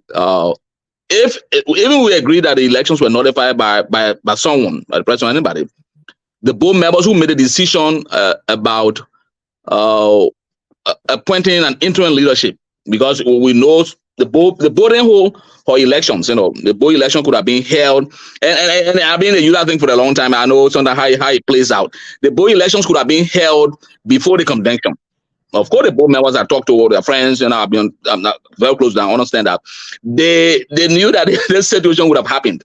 So the boarding hole is election before the General Assembly, and the board had the option either to hold it before the General Assembly or to hold it after the General Assembly. So the board members, the board leaders knew that, you know, this would boil down to something. So they kept their board re-election, the election after the whole election of the executive leadership, so that the board will still be in the authority to make some decisions. So there's a contention between the executive leadership, the president, the vice president, others, and the board, and that's the fight. That is fight that will be going on from today and the days to come. I'm sure the executive leadership will not embrace the decision that, you know, an interim leadership should be set up. I mean, Shiru and Minerva are going to fight that, and then CA and Barclay and others on the other hand will insist that Shiru and Minerva the term ended yesterday, or maybe yesterday, and so they can continue to provide leadership for ULAA. and that's the fight that will be going on. We've seen that before, back in the days when Kesselly and what her name or Maria ran the last time, and then we had for 2 ULAs, and so we hope that it gets resolved in some way, so that we can pass this whole confusion of not being able to solve our own problems in the diaspora, and so that we can better serve our folks. But it's going to be a fight that will continue, and I hope that we can find a way out. And that's what initially I was saying. The fact that the board leaders, the board and the executive were there, they could have come with a compromise to make sure that those delegates are seated or are allowed, whichever compromise they would have found, to make sure that the process goes on, so we don't get to this point. And unfortunately, here we are. You will notice that if you are in the hall, you notice that you saw the board chairperson, the board secretary, and other members insisting that the convention should not be called to order. And the president was, screaming and trying to call the convention to order. And you saw that, the board chairperson was standing there, the board secretary was standing there, and other folks say they will not hold general assembly until the other folks are seated. And the president said, no, they will not be seated, and then so you already knew that there was a fight. The president on the one hand and the executive, on re-election, perhaps one can draw the conclusion that the board secretary and the board chairman on the other hand supporting the candidacy of another person. You can just draw that conclusion to know how the direction was going. Unfortunately, here we are. We didn't resolve that. The General Assembly was not held. You didn't get the president to give the state of the the UN address. We didn't get to know, and we didn't get any financial report how things happened in the last 1 year. About and that's sad, and you had delegates that traveled from very far distances and put a lot of resources into the process. They came and they had to go back without participating fully in the process, and that's really sad.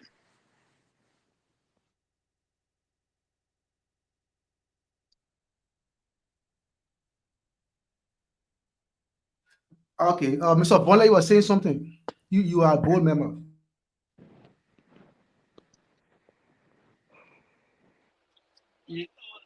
Yes, I was saying something. I'm not speaking as a board member on this. Yeah, I'm not speaking as a board member on this platform, and I'm speaking as ULAA member of ULAA. That I was disenchanted from the action exhibited yesterday, convention yesterday, from the convention yesterday. So I'm not speaking as a board member here. But what I'm saying here, for everything that we are hearing, I would prefer Shehu and his people to come and sit with the board and get a clear understanding of what is going on to make a decision on it for the benefit of the union. Mm-hmm. Because everything we're hearing is just confusing. The other person will come and explain this. The other person will come and explain this. Our sister from Georgia that on here, I want to ask, so the delegate that was selected, how many chapters in Georgia that those delegate came from? All them came from Lama, from one chapter, from one organization, Lama. Oh, Lama. So yes. that Lama don't have any branches anywhere in any of those cities in Georgia? No, sir. It's just Lama. Okay. It's just Lama. All right. Yeah. So this thing is critical. It's critical, especially the Georgia issue. Three candidates were running from Georgia, right? Yes. Yep. And all part of the administration, current administration, except one. Okay. And the two that filed the protest for the current administration. The two that filed the protest, they are members of the current administration. One is actually, I believe, he's the current secretary, I believe. So financial secretary, if I'm not mistaken. So which is Bojala. Go ahead. So the question is, okay, I mean, I know the board member, officially he's not asking the question of the board member, but we can pick his mind because he's on the ULAA board. But my question has to do the two Lama members who were running for offices. which side, which camp were they supporting? You know, I mean, whose ticket were they on? MSG or Shehu? Okay, there's five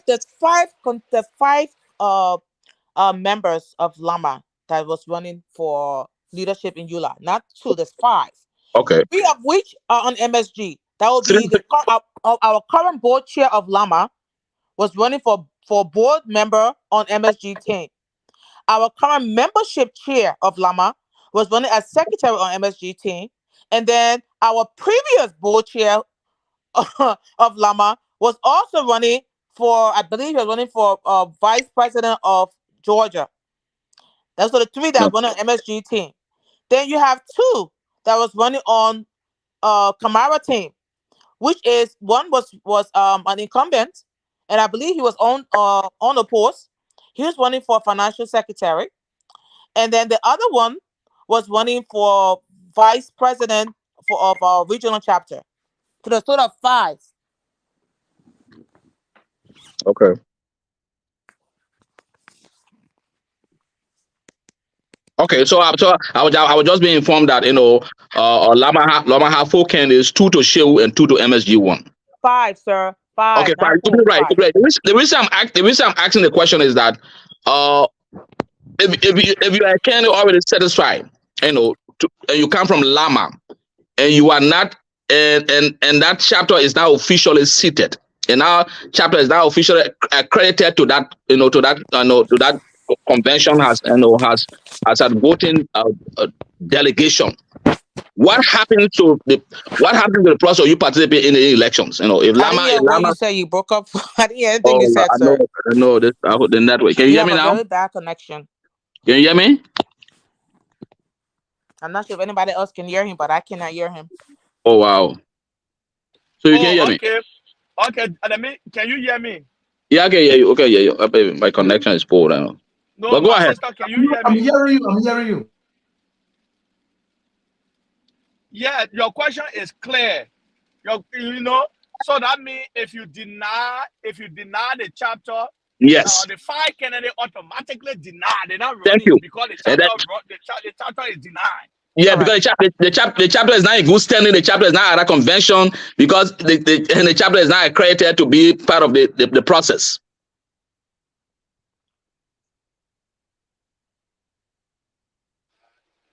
But I bet the president didn't care because he knew what was unfolding. He knew what was hanging. Even his candidate denied. He didn't care. The president is about now, how can you make a comment or statement like that after all we just went through? How do you implement change when things are not being done? Like I said before, sometimes you gotta bleed to fix the issue. I don't think it's about not caring or not. This whole thing was to bring this whole issue to light so that we can change things moving forward. So let's be fair. We're talking about this so that we can change the way things are moving forward for our children, for our grandchildren, and so forth, so that the union can last. Okay, we cannot keep working on a broken system and expect to see change. It doesn't work. Doesn't matter who's running for office. I don't give a damn who's running for office. I'm all about making sure that things are done accordingly. Okay, and honestly, that's my issue. Okay, and I agree. You could be right, but I'm saying here I'm being still informed that there were 4 persons running for. I think for. Why you keep saying 4? I said 5. You keep saying 4. It's 5. So who the 5th person? I told you our current board chair. Okay, who was our president in Lama? I mean in Lama. What's the name of the board chair? Her name is Hawa Kune. Okay, but Hawa Kune, I'm talking about the ULAA executive leadership, not the executive. Okay, yeah, that was 4. That's what I'm saying. Not I'm sorry. That's because that James Tama, that Tule, that Yala, and then that Bobby. Correct. They on that battle with Shehu and MSG. Whoever it was 2-2, and so I mean that's why I asked. If you deny Lama, the bigger question is, can those 4 persons can be allowed, because they already know the ballot, can they be allowed to be voted for by the delegates at the convention? Of course not. I don't think they should. Yeah. If we're trying to put things in perspective and do the right thing, no, they should not. Yeah. So that's that, and that's what that was the issue of contention there, and so if that had been resolved before we got to Philadelphia, Thank then you. we would have the process to make sure that the elections were held, and then the candidates could have been, because once the chapters get denied or they are not accredited and not seated at the convention, can delegates from or candidates from those chapters be allowed to participate in the process or be voted for by the rest of the other delegates across the union.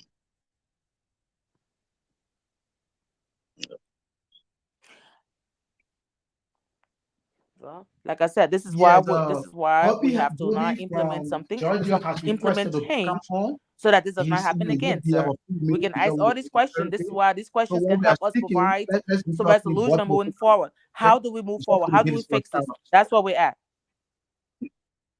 so that this issue does not happen again in the future.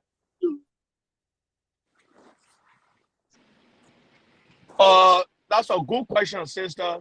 How do we move forward? I think the constitution got to be revisited and put in a constitutional committee that will revisit, that will visit the constitution and make some changes, especially on that clause of selection of delegates and the role of the local chapter executive and the board. It has to be specified vividly so that in blue and white, black and white, so that people can see it. Because what happened there one weekend, it don't show good image of ULAC. It don't. So the constitution got to be visited and those things got to be corrected. I agree with you 100%. And they have to have a guidelines that can be used throughout the entire USA. Everyone must follow the same guideline. You can't say my chapter have a different guideline than that chapter, because it doesn't work that way. Because I was even talking to one of the other guys who tells me that they that the board has nothing to do. That's one of the other chapter that was also a contestant, saying that the board has nothing to do with how that selection process works. Other candidates, and they each come up with lists, a delegate list that they submit. The board has nothing to do with it. In my chapter, my president tells me that the board has nothing to do with it. So everywhere, everything is different. So we have to have a standardized process of how delegates are selected. That's the main issue that has got to be put in place. The current president cannot select delegates because okay. Yes, I'm about to bring in. Okay. I'm about to bring in Mr. Bill Brobler. Okay. From the chapter. Okay, I'll be fine. Welcome, Mr. Brobler. Hello, Welcome. can you hear me? Yeah, we can hear you. Perfect. How are you all? I'm Bior Brupla, Executive Director of the Liberian. Can you hear me?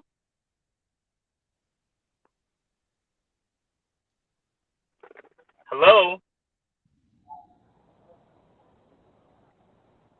Am I audible? Yes, we hear you. Okay, perfect. My name's Bior Brupla. I'm the Executive Director of the Liberian community in Georgia. Good, perfect. And I do apologize. I know you reached out to me a few minutes ago to join your show. I just got back to Georgia, and I'm actually in a bad area, so I lost connection a couple of times. So I'll be on as long as I can. And the question you asked was, what happened in Philadelphia this weekend? Was that your question?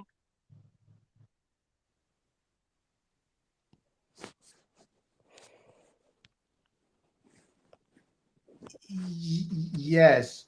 What happened in Philadelphia this one weekend, and what is your dislike, and what is your recommendation? Yeah. What went wrong?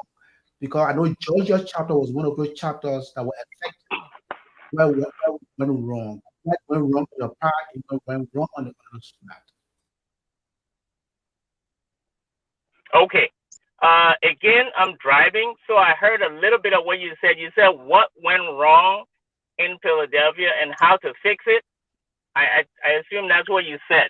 Well, first of all, I just want to say I am incredibly proud of my state and the Liberians from Georgia because for one of the first times in our history, we're able to galvanize a lot of enthusiasm to support our broader organization that we're affiliated with, which is ULAA. So we were really excited that we had a robust process in place where we're able to get a lot of motivated people to go forward.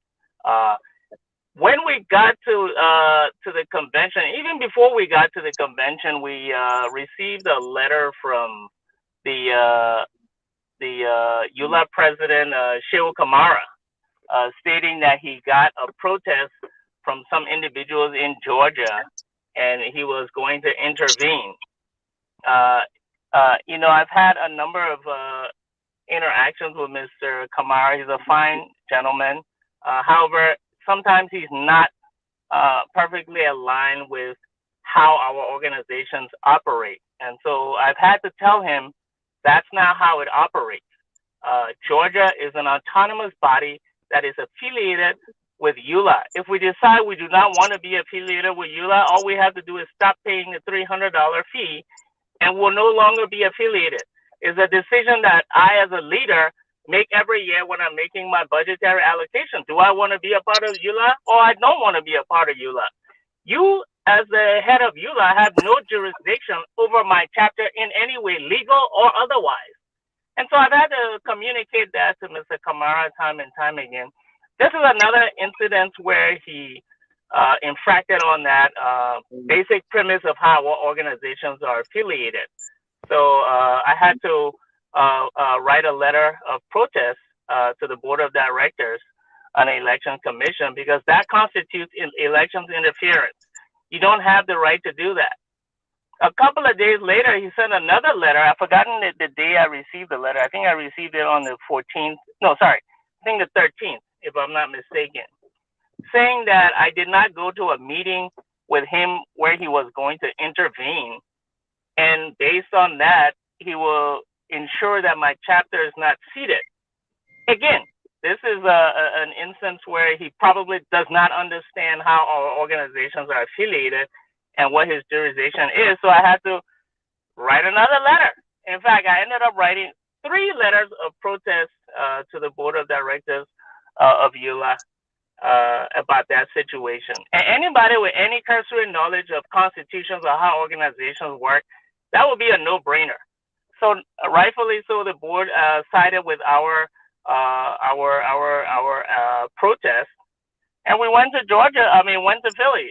When we got there, my delegation that went up ahead said they tried to go and get registered, and the individual at the table told them, "No, you cannot get registered." And he said, "Why?" He said, "Shehu told us not to register anybody from Georgia." Okay, on what basis? Do you have any documentation? Do you have any directive?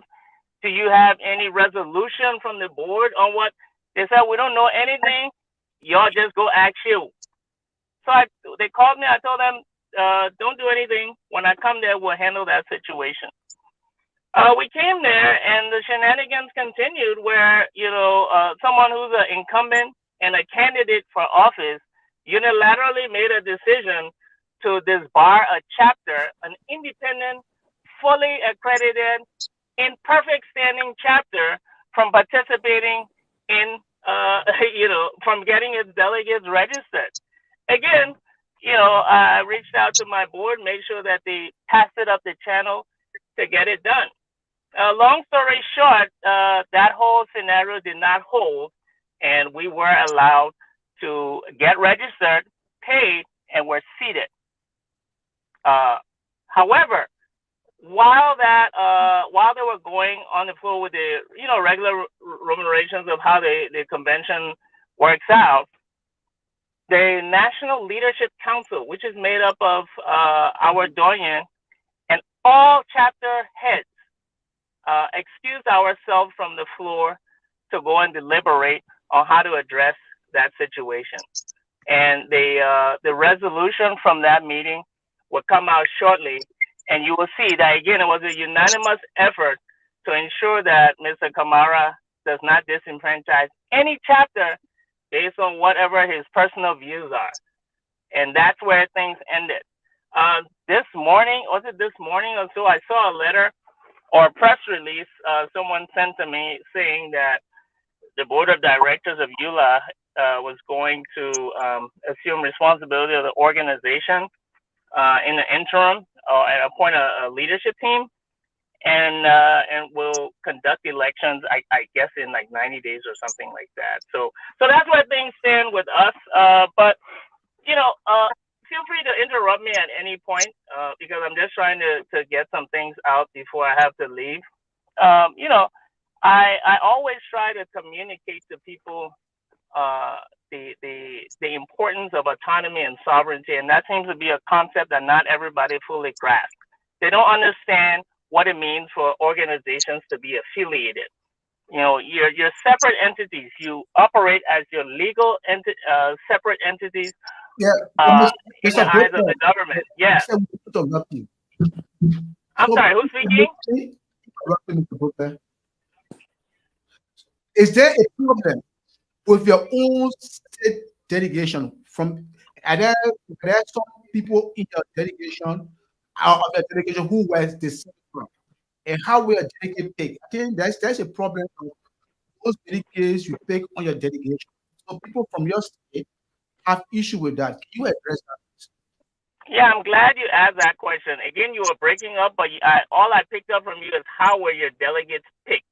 And that's something I've been educating not only people who've asked me like you, people interviewing, but also other chapter leaders have reached out to me to understand our methodology. Okay, so our methodology is based on the fact that our Constitution has a provision for what it means to be an active member of our organization. And it's really simple. In fact, our Constitution is publicly displayed on our website. Anybody can read it. You must have attended at least 2 consecutive meetings if you're a new member, and be fully paid up to the time where any elections or decision making needs to happen. So it's very simple. Now, if you are a regular member, it has further stipulations, that you must at least strive to attend 50% of the meetings and whatnot. So in Georgia, we don't pick delegates for convention. I want to make that clear. Maybe other states do that. We don't do that in Georgia.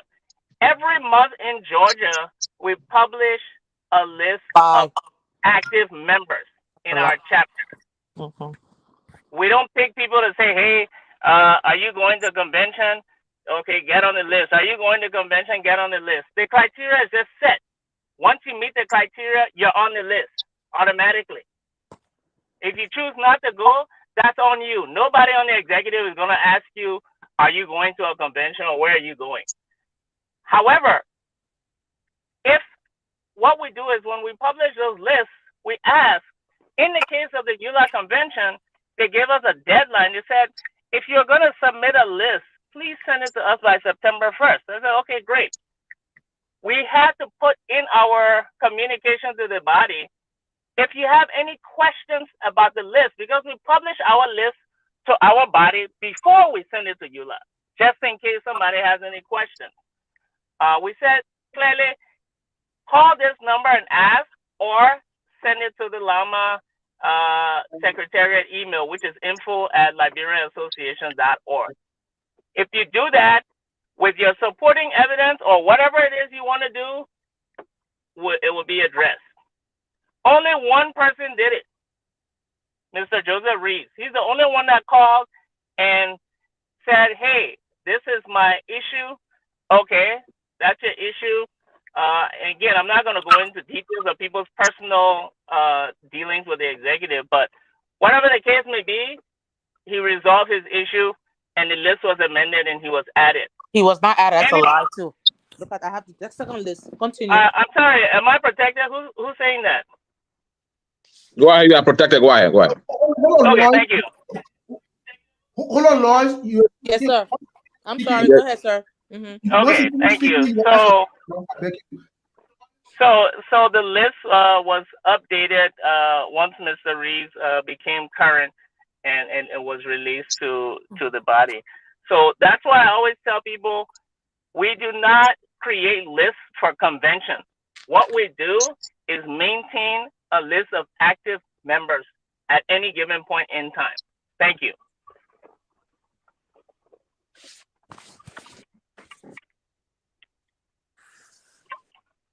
Thank you, sir. Okay, Lois, do you have a question or do you want to make a comment? But do you have a question for Mr. Boblet? I don't have a question. I'll make a comment because Mr. Boblet is very good with words, but he lies. Unfortunately, he's a liar. Because number one, the people. No, I'm sorry. Please don't. No. I beg you, Lois. Do not do that. I withdraw my comment. I withdraw my comment. The people that are on that list, I understand, sir. I apologize. May I continue? That's why I withdraw my previous comment. The names that are on that list did not attend 2 consecutive meetings. I have proof. And yes. when we submitted our grievances to him, he submitted a list 2 days. He made a list published 2 days before the due date, before the deadline. Okay, first of all, the Constitution says 30 days in advance. ULAA Constitution states that each region must submit that list 30 days in advance. That was not adhered to. That's the first thing. Number 2, the candidate requested a copy of the membership list. He refused to provide it. They sent him over 6 letters. Because why? Because he wanted his people to come and be added to the list. Well, the previous speakers said earlier, we were in the July meeting, right? The people that were on that list were not in the meeting. His candidate went through his whole house and recorded names, and I have a recording of it. I can prove it. He went through his entire home, his house. He was having a party, whatever he was having that day. These people were not on the call. And Mr. Butler yesterday, he was going to look into it, and he did not look into it. He went ahead and included those names on that delegate list. He included his four names on there. We went through our calls, through our the recording that was done, and we saw the people name were not in July meeting. The people came in August. It would not have been qualified because they came in August. I mean, they only attended one meeting, which was August, because September meeting was disqualified because that's the month for the election. We purposely put those names on that list, even though they were not. Look, there are people named who are removed off that list who have been part of.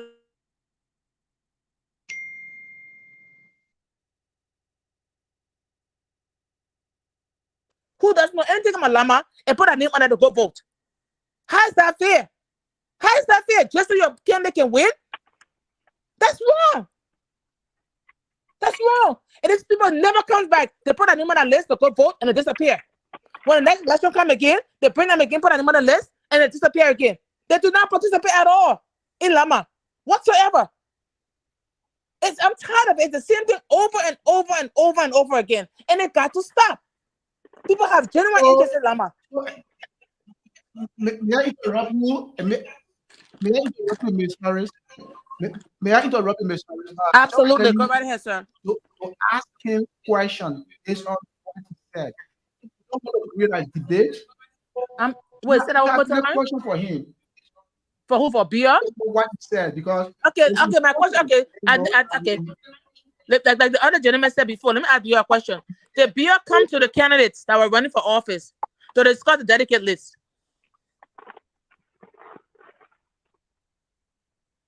That's my question to him. Did he discuss the delegate list with any of the candidates that were running for office, other than the people that he was supporting?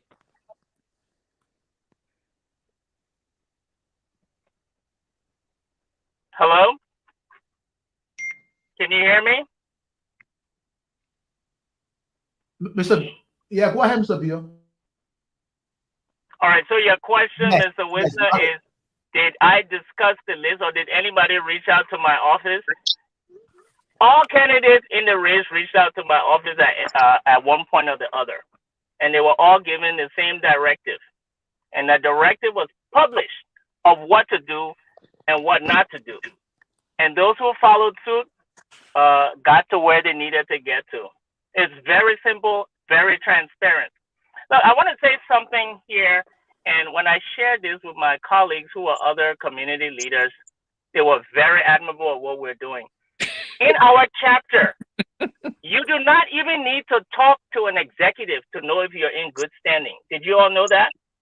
Our system of paying dues is online. It's digital. You can pay your dues online, and you can check your dues online without speaking to anybody. You don't need to or my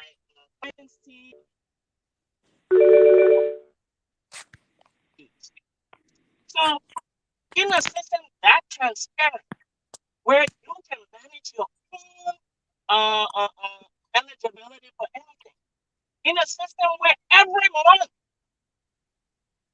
all those in good standing are published. Everyone, every other chapter leader that was asked said, no chapter has that level of transparency for ULAA at all, including ULAA itself as an entity. So, folks, when people come on and just make baseless claims and arguments, all you have to do is come to us and just hear the truth.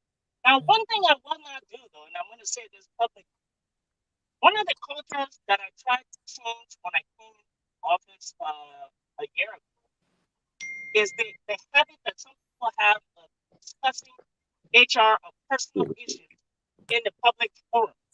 If somebody came to me, right, and said, hey, is John Brown qualified to be on the list? That is not your business. If you are saying that you should be on the list and you're not on the list, just provide your evidence. It will be corroborated with the team, and that will be done. If you have reason to believe that John Brown should not be on the list, and you think that there may be some fraud going on, also provide the evidence. You cannot go to a judge and say, Judge, somebody stole money from me. And the judge will say, okay, so what do you want us to do? What's your evidence? Then you'll say, no, go ask the person who stole the money for the evidence that they stole the money. No, if you're making accusations, the burden is on you to provide your evidence. We have a very transparent system in Georgia that is not limited to elections or it is always so let me ask you a question. Member of Georgia can register on our website as a member. Can I ask you a question, please? And check your dues at any point in time. You don't have to talk to any executive. So thank you so much for the question, Mr. Wisdom. Can I ask you a question, one more question, and then I have to take my exit. And this question comes from me. What do you say to your critics, those who think that you selected delegates, who will support your brother who's running for SG and MSG as well, who's running for president? I mean, what do you say to those who say that the delegates you selected were selected because you wanted folks who support the candidacy of your brother and MSG, and that's why you did what you did, and that's what brought all of the confusion? What will you say to them? Hang on 1 second, sir.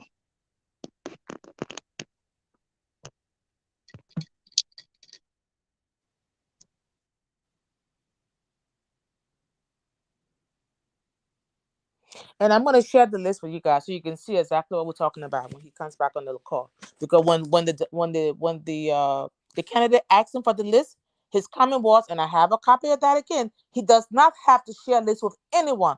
That's what his comment. The website he's referring to, it barely works. It barely works.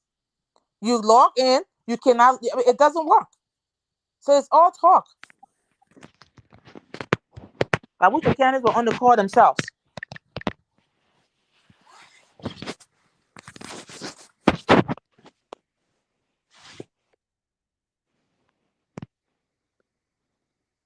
Is Bill there?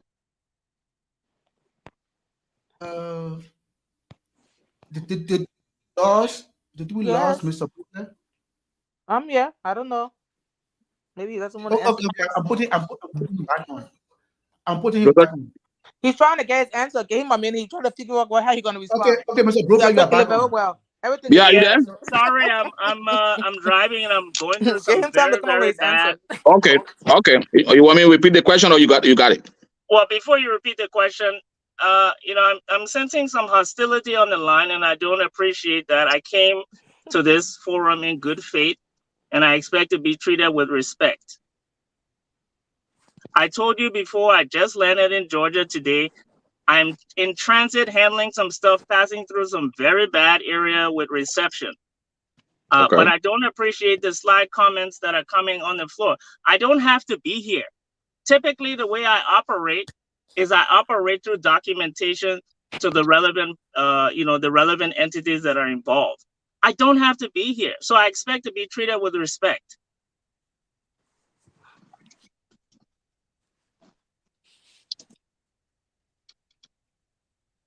Okay, sorry, Mr. Brooklyn. Now, I honestly did not hear your question. My phone just got reception again and reloaded. Okay, I think it's my understanding that there were 40 delegates, 48 delegates from Lama, and there are folks who think that maybe 40 or more, about 40 persons that were selected to be delegates were selected by you because you want those delegates to vote in a particular direction. One, to vote for MSG, and two, to vote for your brother or Bobby, who was running for SG position. What do you say about that? Thank you. I got your question. Look, that my previous answer already debunked that question. That was the whole basis of my previous answer. Is to tell you how autonomous our system is. And then someone asked, did anybody, candidate or whatsoever, reach out to me? Yeah, a candidate reached out to me. For the sake of privacy, I won't say his name, but he said, hey, why can't you give our side 25 names and give the other side 25 names? And I had to tell that individual, that's not how it works. I don't allocate names or apportion names to candidates. As far as I'm concerned, everyone is on the same playing field. If you want your candidate, you want the highest number of candidates, hey, you know everybody that you want to run for you, let them pay their dues and attend the meeting. Look, nobody on that candidate list asked to be on the list. Let me just make that very clear. Everybody on the list met the criteria. How do I know this? There are some people who called when the initial list was published and said, hey, I don't need to be on the list because, first of all, I don't know what ULAA is and I don't even plan on being there. That should tell you that the list is not built based on ULAA. It's just our regular member in good standing list at that given point in time. That's what we send. So the onus is on you as a candidate, if you're trying to garner support, is to go get your supporters to pay their dues and come to the meeting. It's not my responsibility. What happens if you have more than 50 candidates? What criteria do you use to select who goes, Bia? Great. That's a great question. And that will be my final question before I leave. Thankfully, we did not have that issue at all because we never had 50 candidates. In fact, the list even reduced furthermore because some people reached out to me and said, hey, why are you sending a list with only 47 delegates or 46? I said, because those are the people that qualified. And that's what happened. So thank you all so much. I'm glad I was able to come on even for a little while. Sorry for the technical difficulties. I'm driving. I will text you my email address, Mr. Wisner. If you have any follow-up questions, I will do my very best to get back to you. But it was a pleasure. My first time hearing about this program. If you send me the link for it, I will make an effort to watch it in the future. Thank you so much. Before you leave, Mr. Brooklyn, before you leave, Mr. Brooklyn, now that the convention ended in chaos, what is your recommendation? My recommendation. So first of all, like I said before, unfortunately, we were in the national leadership meeting for the bulk of the convention. Someone said even there was a motion put on the floor for Georgia not to partake. I wasn't even there for that motion because we're in the meeting. So I don't know exactly what happened. I'm waiting for the official communique from the board or the exec or whoever to say how the convention ended. because I wasn't there for the ending. We were in the room, but we were all the way at the back meeting. I'm glad to say that all the chapters unanimously agreed that the Kamara decision to disbar my chapter was unfounded and unconstitutional and had no basis in truth. So the recommendation you'll see that will come out will show that all chapters available, there were 13 chapters in that meeting, all agreed that that was unfounded. And it corroborates our position and what we sent forth. And in fact, they said Georgia has the most transparent process of any chapter. Most chapters are selective in how they generate their list. Our chapter is the only chapter that pre-publishes a list to the general public to make adjustments and has an automatic system to be qualified. No other chapter has that. So anytime people come and spew baseless rumors or lies, you just have to point them to the fact. Say, hey, are you able to check your own dues online and use that as verification? And hear what they say.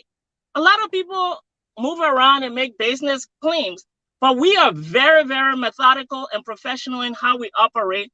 And we're lifting the standard, not only of Llama, but how we think organizations, nonprofit organizations should run as a whole.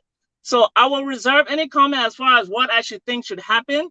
I said there was a letter that was shared from the board that said that they are taking, assuming control, and there will be an interim government. I have not delved into that. Unfortunately, like I said, today is my travel day. I've been traveling. It's kind of hard to read those things on a cell phone, but at the appropriate time, I will sit down, review the Constitution with my team, and decide what our official position will be, because we have not released our position yet. So with that, I will take my leave, and I'm eternally grateful to you all for inviting me. Again, I'm always open, especially when I have the time, but have a great day.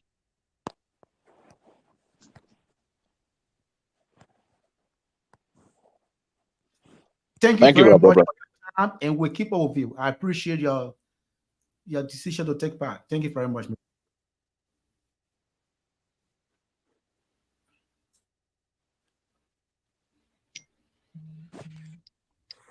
Now, gentlemen, ladies, we hear it from Mr. Brooklyn that the board is making a decision for each government. Is it a real path? What your opinion? I don't know, Mr. Swain. Yep. You have been in ULAA for 4 years. Mm-hmm. So you are a board member. Are we going on the right path? Is it a right path at this time? I don't think it is really, because prior to even any decision that will come up, that came up maybe this morning or before, you could see the division between the leaders of the two governing structures of ULAA, the president and VP on the one hand, and the board secretary and the board chair on the other. So you saw that even before the elections were canceled, before the nullification went into effect. And the board reverted to a constitutional provision that calls for when the elections are not held for the position of president and vice president, and there are board members who are also running, then the board will appoint an interim leadership and that will steer the affairs of the association, the union. Within 90 days to do that, and then a new General Assembly will be called for the conduct of elections. I'm not sure how the executive leadership going to embrace that, to accept that. The board did a publication. I think last night they met. They sent a release out that they are acting on Article 20. I think 23, Chapter 23, Article 7 of the Constitution. Because I'm not saying that some board members also are running for offices too, on the board. So we are allowing on that to do that. But the communication that I read from the board says that the board assumes the interim leadership of ULAA. I don't see that in the provision in the Constitution. The Constitution says that the board will appoint someone, an interim leadership. It doesn't say that the board itself will assume the interim leadership status, and that's That's what my concern is, and I hope we can get past that so that it can be resolved. Because I'm definitely sure that the chairwoman ever and the folks in the executive committee will not accept that communication being sent by the board, and we will, and it's just the beginning of the fight that will start going forward. So I hope we can have that resolved so that we don't plunge the union into further chaos that we can no longer handle in the future.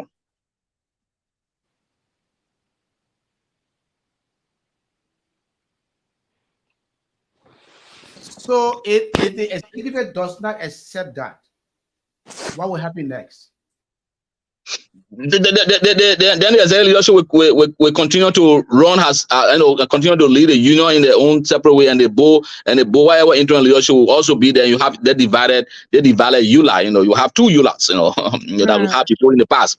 So you have two ULAAs, Shehu and Minerva on the one hand, and whoever the board appoints, on the other, and then you will have to come to see how do you resolve it, and the conflict might get wider or bigger and might get more interesting. And I hope we don't get to that point. Well, I can see us getting to that point, because I'm telling you guys, I really wish there was more. Does the board have impeachment power? Yeah, the board does. The board does. The board does. I mean, the board does. The board has what you call impeachment powers. And we agree. And the board has that. But given the fact that what transpired before the elections and the General Assembly, it becomes obviously clear that the board members, and the administration were actually not on the same page in terms of how the delegates will be seated, in terms of how they will be accredited to the convention. And so that was the issue. When it speaks to the larger concern that board members, and I don't intend to call their names directly, we're supporting the candidate say on supporting one candidate, and the executive on the other requesting for re-election. And that's why you see the kind of thing happening. When people are not on the same wavelength, in different direction, different paths, then the kind of thing happens, and that's what the issue. If they were, maybe on the same page, or they were not, supporting the same thing, you wouldn't have seen such a thing. But because I think some of the board members say, hey, we're going in a direction, and the executive leader says, oh, look, we want to be re-elected for another term, and so that's the crux. That's the main thing, really, and that's why I brought problem to the greater part of our union. And here we are now. We couldn't hold elections.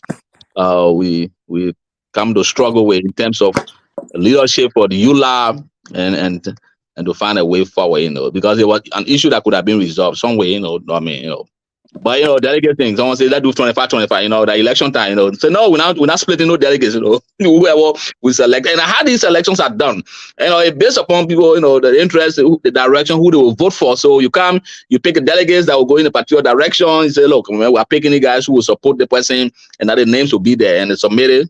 But then it backfire with the 3 chapters, because the division there, who will go this way. Okay, you pick too many people on the one side that's supporting the cause there, because if you do that, then it means the person will have the urge and the person will win the elections, and that's the issue.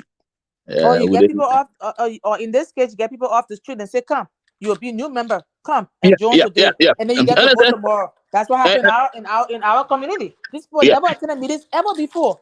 You just bring them on board because you wanted to come vote for you. Come, and you have to pay less money. So come as a new member, you only pay $20, you go vote. Where's the accountability in that? Someone who have put in 10 years in Lama does not have the opportunity, but somebody can walk off the street and pay $20 and go to ULAA and go vote. Yeah, and I agree, and I agree with you. I mean, I've been in the ULAA team for long. I've been how we do the organization thing, like when the Liberian elections have been held. We hope people find folks, who will support their cause, who will be there, and they become delegates. They pay the fee, whatever it is. They get selected because you want them to vote for a particular candidate. You want them to vote for Lois, and they want them to vote for Alaska. So you say, okay, you're not going to pick a tier who will be voting for somebody else. So and so that's the main issue. That's the problem.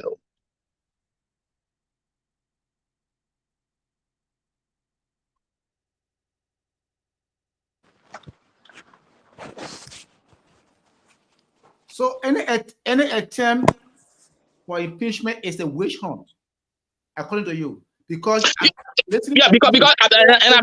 close to the board members. I know them very well. You know, we're friends. You know, we got. Yeah, I said that because it was something that they knew. And I give you an example with the board. I cracked with the board chair and the board secretary that we were talking about. And the board could have held its election before the convention or during the convention, you know, to make sure that it's held. But the board argument is that because of continuity, they don't want to have the election. They were waiting for the executive leadership election to be held. So the board knew that we would have gone into this situation, you know, because the board part of the whole crisis thing in terms of, you know, how the delegate will be seated, because the board members and the board leaders were arguing that the delegates should be seated. I mean, the chapters members should be seated, and the president and the executive committee said no. And they will not be seated, and that's what you see. If you were there, the president called for a motion so that Lama and other folks would not be accredited at the convention to be seated, so that the rest of all the other delegates will be the one, you know. But then the board leadership said, no, it's not going to happen. You know, the people will be seated, the people will be delegates, and you can't stop them. And that's how we went to all that thing, you know. And the president, they were making reference to the Pittsburgh thing, because then the board had confirmed that Pittsburgh was granted into the status. But the other three chapters, apparently the executive leadership felt that in the other two, the chapters there were more in the direction of the board members and the folks they're supporting. Exactly. So they didn't want. They were insisting, you know. So they tell us now, if we allow the three chapters to be seated, there's a possibility that Shehu and Minerva would have lost the elections. I mean, I could be wrong, you know. So they said no, you know, and that's how it led to. And the board said no. Apparently, they got a candidate, you know. Maybe in this case, you know, it's the MSG and Shehu.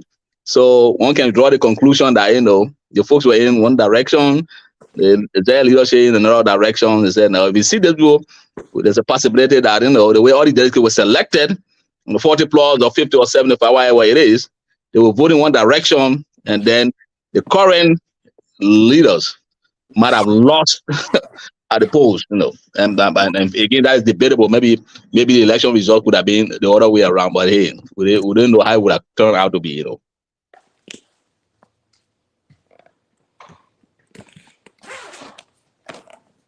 Yes, politically, you have to look at your strength. Maybe the president look at his own strength, and he look at the other strength from the other guy moving forward. Well, let's ask a question though: does the board have the right to extend its own tenure? And like the board can look, do we make sense for the board to extend its own tenure? No, the board of service right, but the board can get a organization that can make it for the tenure to be extended, because they want the government structure to be there. So in this case, what the board was doing, the board leadership was smart. In this case, what the board was doing was that to make sure that we don't have a new board before we got a new administration. We'll wait for a new administration to come into place before we get our new board. In that case, the current board. The current board leaders and the current board Harlan and the president, who are now on the same page, they will be there to see who gets elected.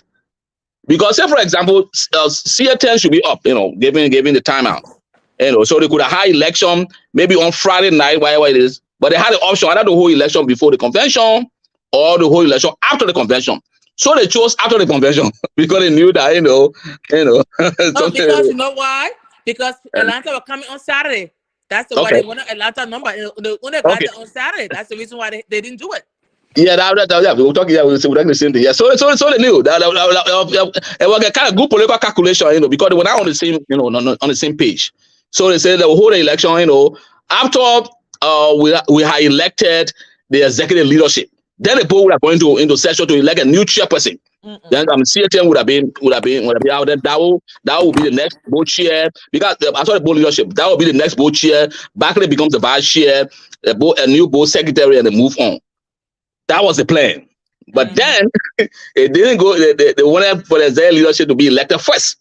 They didn't want, because CA, you know, they didn't want to leave the scene while quote unquote this this thing was unfolding, and so that was a kind of political calculation that the board know the game we were playing. You know, so and of course it didn't end well with both the board and the executive, and now we are in a situation where the board said, okay, send the president. In fact, the board accused the president of the one canceling the election and nullify the election. So that's how the board said, okay, you see that we didn't do it. It was the president who stood there and said we can't have elections. So the president term ended today, and then so we'll have an interim leadership. Because the board was just waiting for that thing to play out.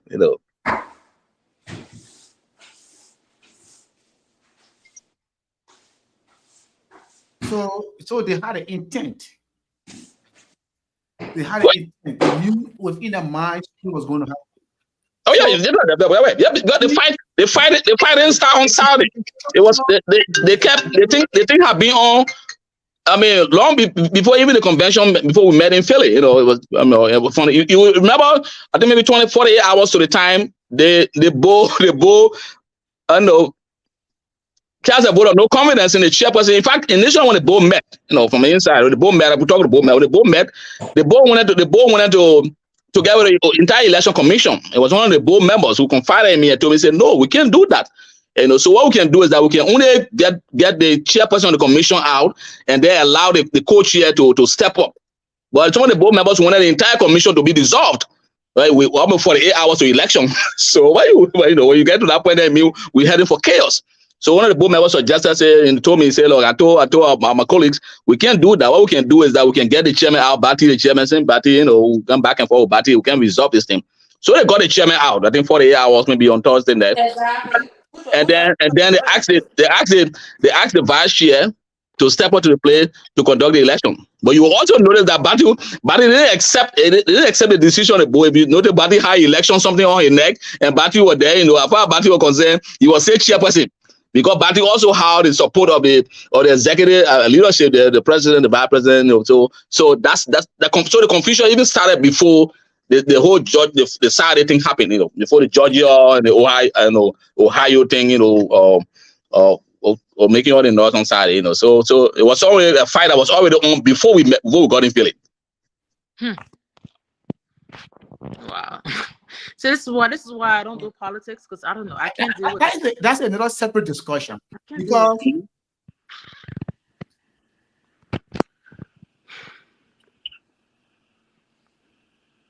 were saying something, man? No, this is what I was saying. This is why I don't do politics, because there's too much cheating. People just can't be truthful and fair. This is why I don't like getting in politics for as much as I love doing community work. There's just too many sidebars and components involved. And if people just do the right thing, I don't know. I guess for me, I believe that doing the right thing is the only way I know how to do things. But when people start getting, into all these little corners and trying to do things to favor themselves, it really frustrates me.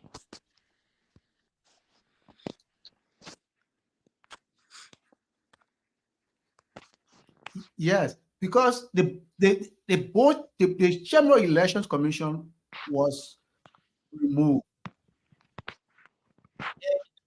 That's another issue by itself. We need to have a conversation about that. I spoke with Batty a few minutes ago before coming out here, and he wanted all to discuss, and he agreed to it. But we can try the place, or we can have another time. At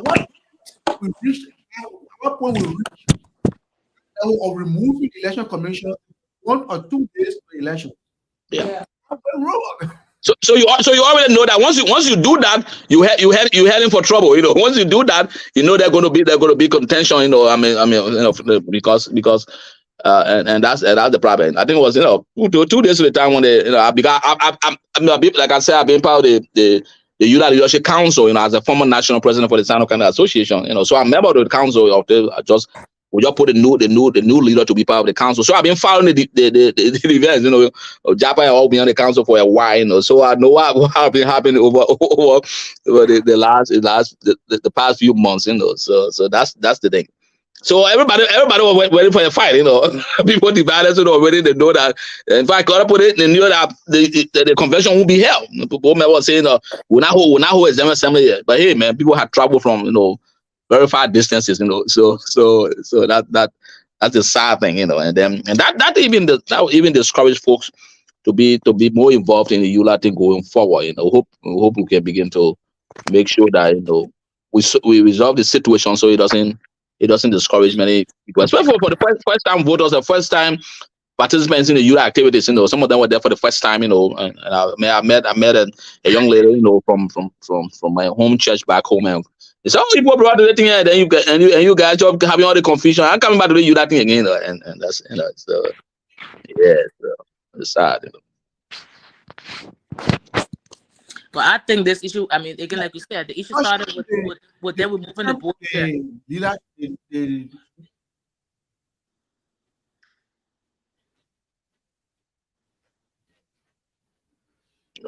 Yeah, Lois, go ahead. I will listen. No, I was saying like this, like we're all saying the issue started with the removal of the board of the what's that, election commissioner chair. That was the first issue, which caused a problem right there.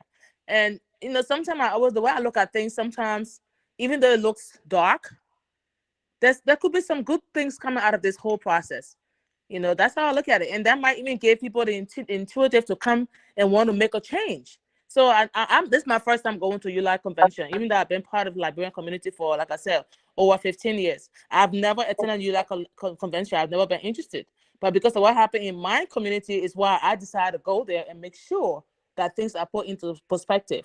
But that's not mean I'm not going to remove myself moving forward, because if this is what's going on in ULAA, I want to make sure that it is corrected. So I intend to continue coming to ULAA and bringing in new people on board so that they can try to implement some of those changes that need to occur. I'm not going to remove myself and discontinue because I don't like the way things work. No, my mom is about to go to Liberia in December, and it worries me if she's going to be safe, because what I see in America happening is exactly what's happening in Liberia. Run because you are the best candidate. I will vote for you. I don't vote because of friendship. That's not me. And they will tell you, everyone here knows me. My integrity is too high. I don't vote because of friendship. And I will tell my friend plain blank, you're wrong. I vote because I feel like you're the best person, the best candidate who can deliver. Not because of friendship. I mean, how can you have your board who's running, who wants to get into ULAA, and we have so many issues here in Georgia that she has not made any attempt to resolve. None whatsoever. Okay? Do you know how many letters have gone to her? Even when I had issues with the president, I wrote her letters, and she ignored it, and she's the board chair. Then I will sit there and let you go to ULAA and become a board member? No, you have not proven yourself to me that you are capable of handling that position. So I will not vote for you. So does that mean that you go bring people off the street to come and say, I joined Lama today, and now when I join Lama today, I can go ahead and vote tomorrow because I paid $20, and now I'm a new member, I can go ahead and vote for $20. Whereas those who've been part of Lama for 10, 20 years do not have the opportunity, who have paid more into Lama and have put the time, endless effort into Lama, and do not have the opportunity. Why? Why? Because it's cheaper for you to pay for somebody to pay $20 than somebody to pay $120. Because for your full membership due is $120. You come off the street, and this will happen every single election. They bring people off the street and say, "Oh, come, I'll pay you $20, then you can go vote for me." And then after the vote, they disappear. Never show up again for one meeting. Never show up to say, "Oh, let me help do this." Nothing. They disappear. Then the next time come again, you do it over again. That's wrong. That's wrong. But anyway, I need to get some work done. Okay. So I just want to touch on this, the extension of tenure by the board of directors. And what I need to do is, so instead of 2 years, you could say 3 years for the board. So that the day they have the convention for the executive, the board will not have elections. I'm a part of an association where the board of directors have 3 terms, 3 years, a 3-year term, and the executive have 2 years term. So that when there's a convention, the executive is then testing for the position, empty the position, the post remain there because board can be law and order. So maybe you have board, if they are listening to you want 3 years instead of having election on the same executive. Because to extend, for some reason, extend your term of office, it's almost like the African just decide to expect power. I think that is disingenuous and just from I don't think so. We can't just get on this side and say, look, we're not ready to have election. If we are ready to have elections,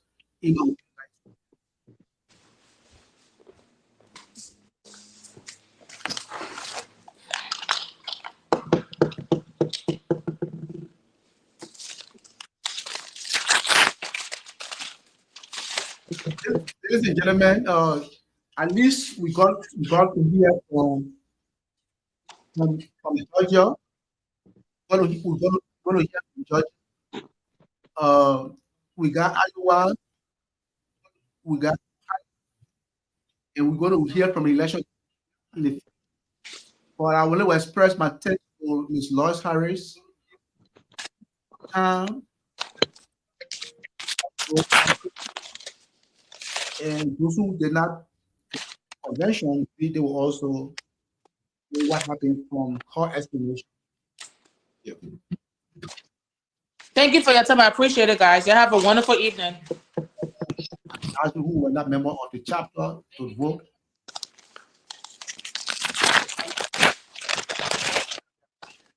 Ms. Harris. And also thank you for coming in this part of the story.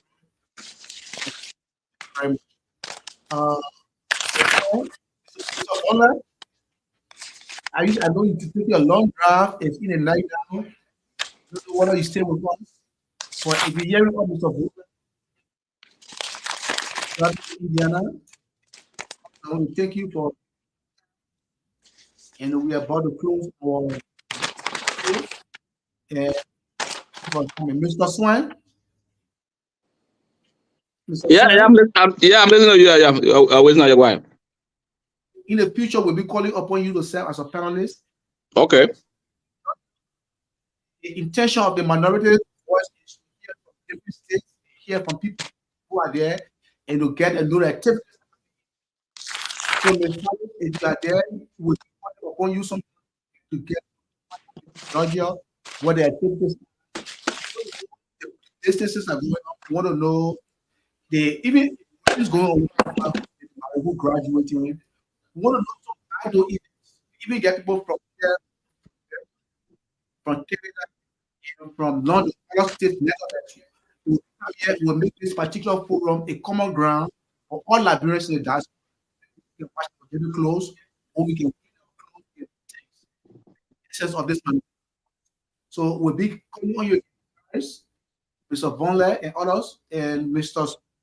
Swan, we hope that the time available, you are one of our panelists, very sound, and your thank opinions, you. So thank you very much. Thank you. All right, thank you very much. Stand up now. Okay, thank you. All right.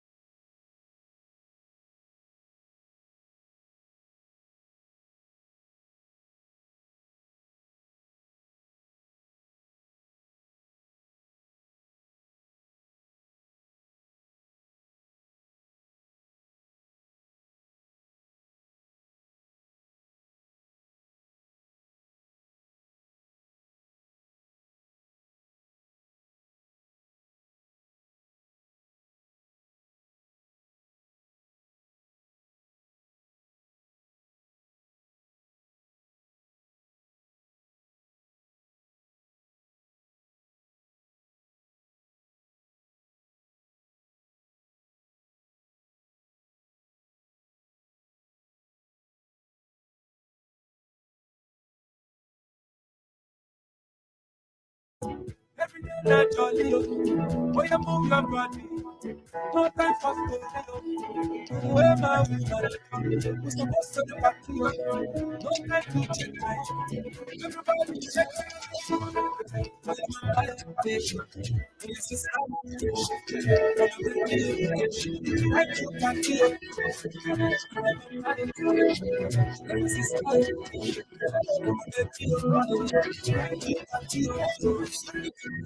I like it.